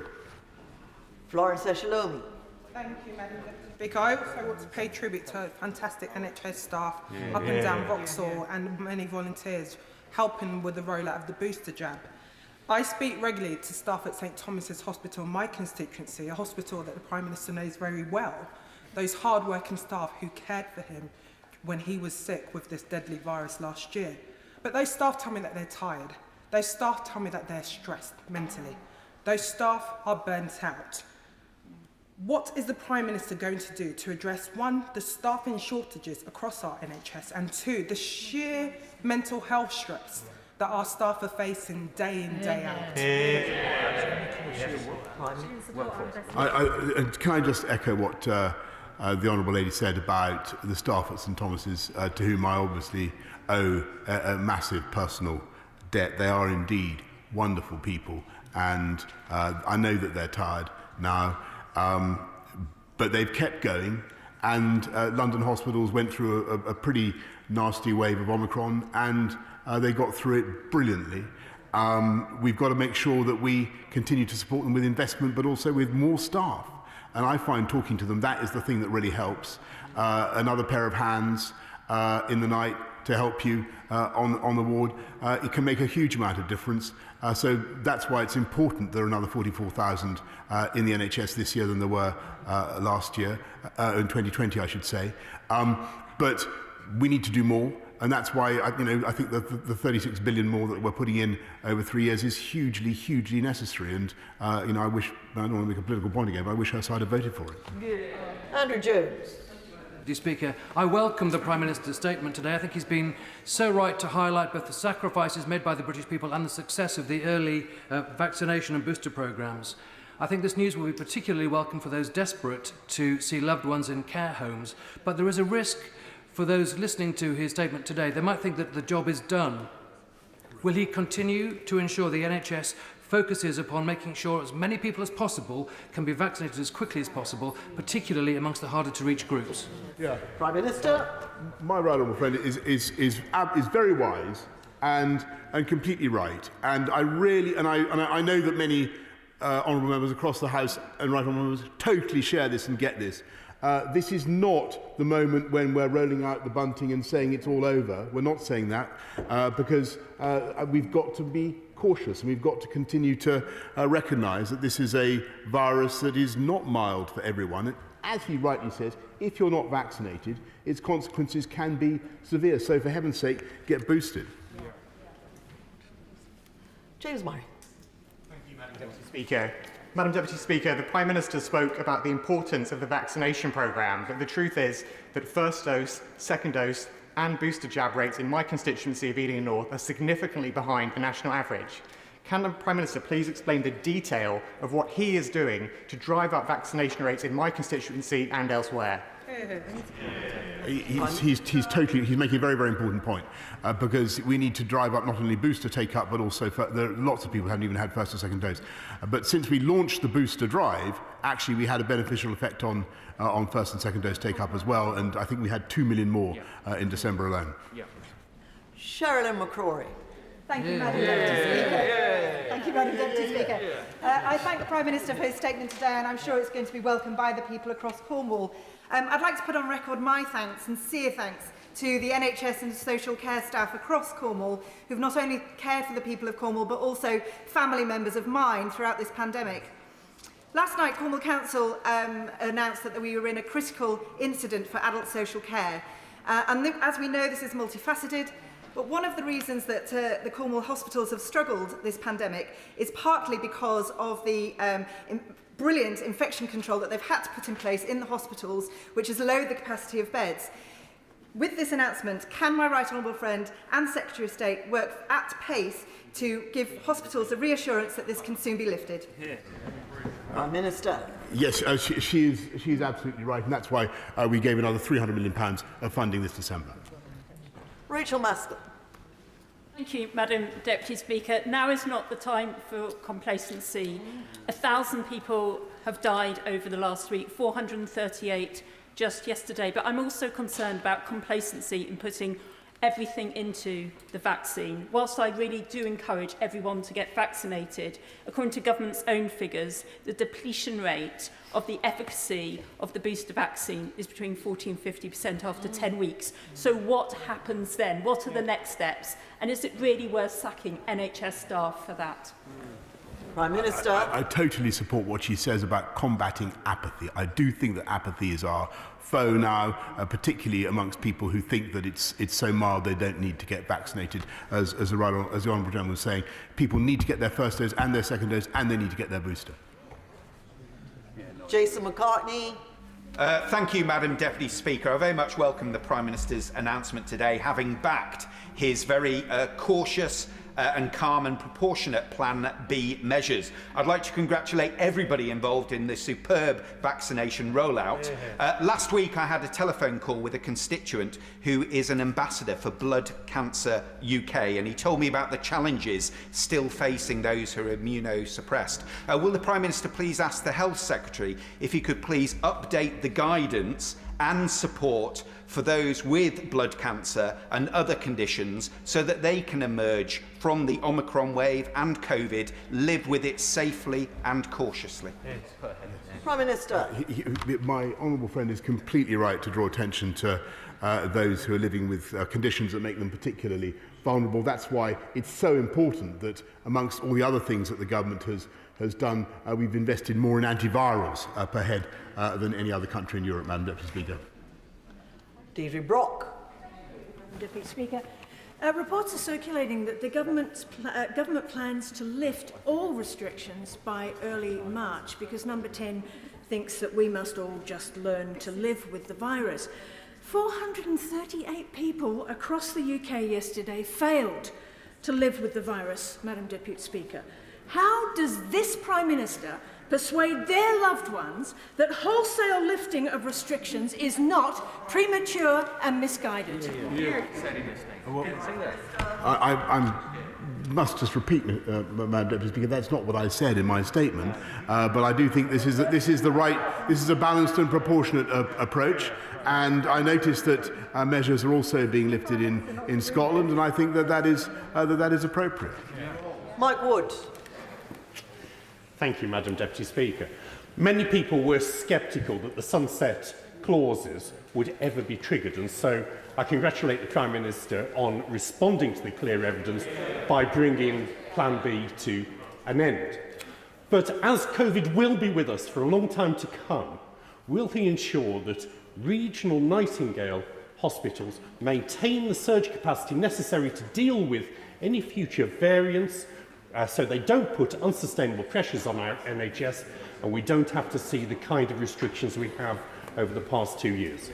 Prime Minister. I thank my honourable. He's completely right. We need to learn the lessons of the last two years. We need to make sure that if we are, heaven forbid, attacked by another variant, a more lethal variant than Omicron, that we have different ways of dealing with it, and that we have the resilience built in to the NHS and into the way we handle it, Madam Deputy Speaker. And my right honourable friend, the Secretary of State for Health, will be setting out our plans for how to live with COVID, irrespective of what kind of variants we encounter.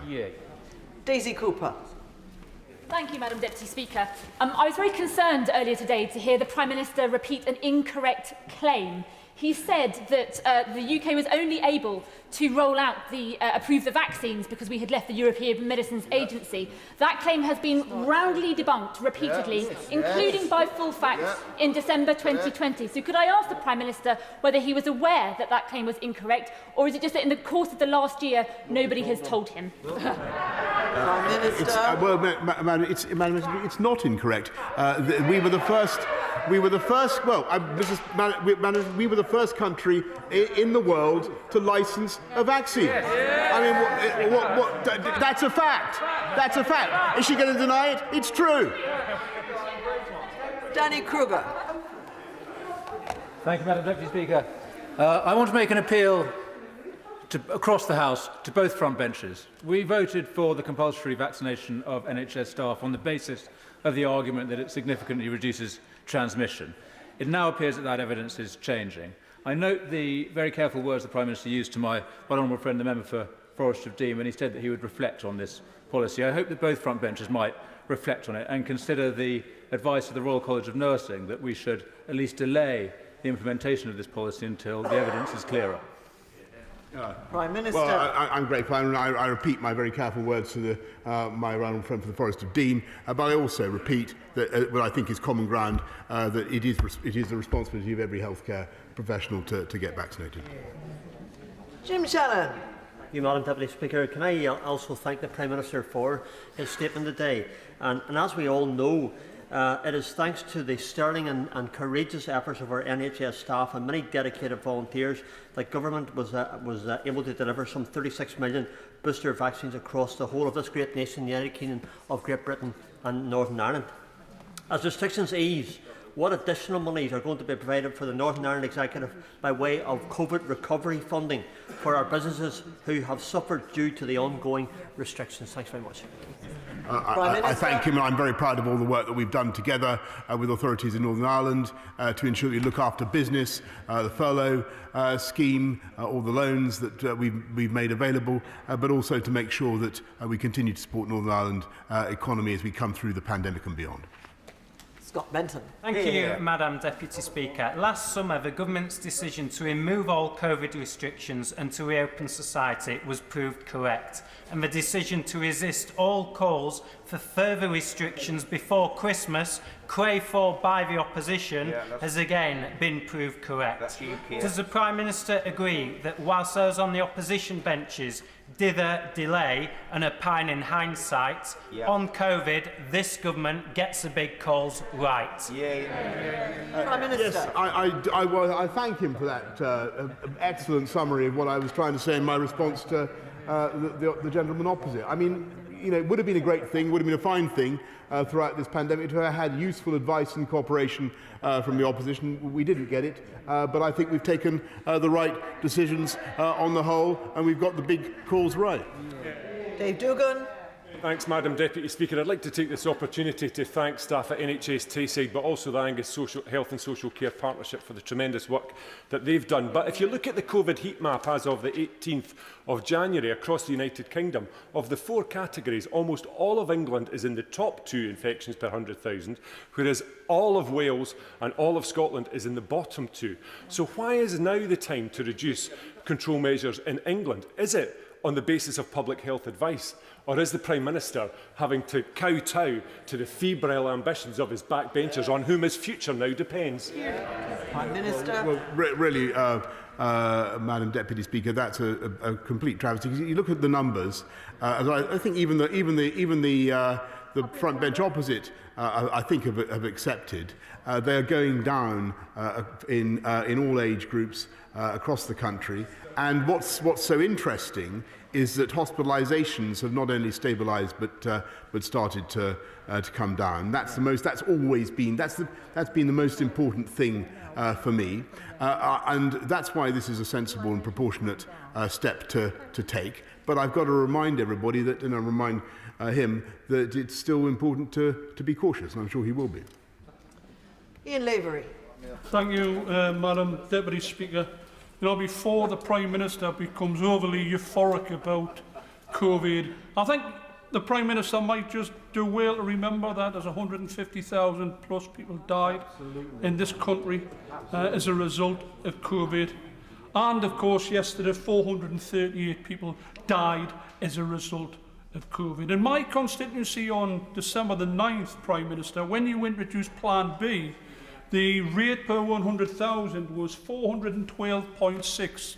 Today, when you've withdrawn the restrictions, the rate is 1,517.5. It's astronomical. What reassurances can you give to my constituents that your withdrawals are safe and they haven't been made in the best interest of your political issues which face you at this moment? Prime Minister. Actually, Madam Deputy, he's asking an excellent question, and that the difference between when Plan B came in and today is the sheer level, Madam Deputy Speaker, of vaccination in this country, and including in his constituency. And that, combined with the direction of travel of the figures, as I said to the gentleman opposite, that's what gives us the confidence to take the steps that we're taking now. Carol Monaghan. Thank you, Madam Deputy Speaker. It's disappointing that the Prime Minister's statement did not include measures to recover the £4.3 billion fraudulently claimed through coronavirus support schemes. But with the £20 a week cut in universal credit, inflation at over 5% and energy prices going through the roof, ordinary families are not experiencing coronavirus recovery in the same boozy way as the Prime Minister. So will the Prime Minister now commit to supporting these families to the tune of £4.3 billion in the same way as criminals have been supported? Prime Minister. We continue to support people throughout the pandemic, and I think that we can be very proud of the speed with which we not only did the vaccine rollout, but with which we secured 17 billion items of PPE for the use of people across this country. And finally, Kirsten Oswald. Thank you, Madam Deputy Speaker. And Prime Minister, it is good to see some positive signs on COVID. But throughout the pandemic, it's been clear that we need to remain cautious and accept that COVID may well have some surprises up its sleeve for us. But that's not really the approach that's been set out in this conveniently timed statement today. And the Prime Minister's changeable and increasingly distant relationship with the rules that he himself set undermines public health messaging and future compliance. Does he really not recognise how damaging that is? Prime Minister. Madam Deputy Speaker, I think that she's right in what she says about the risks that we still run. I think that they are diminishing, but we still need to be cautious. And she's right that there can still be even if this is the final reel, there can be a twist in the final reel, and we'll have to deal with it then.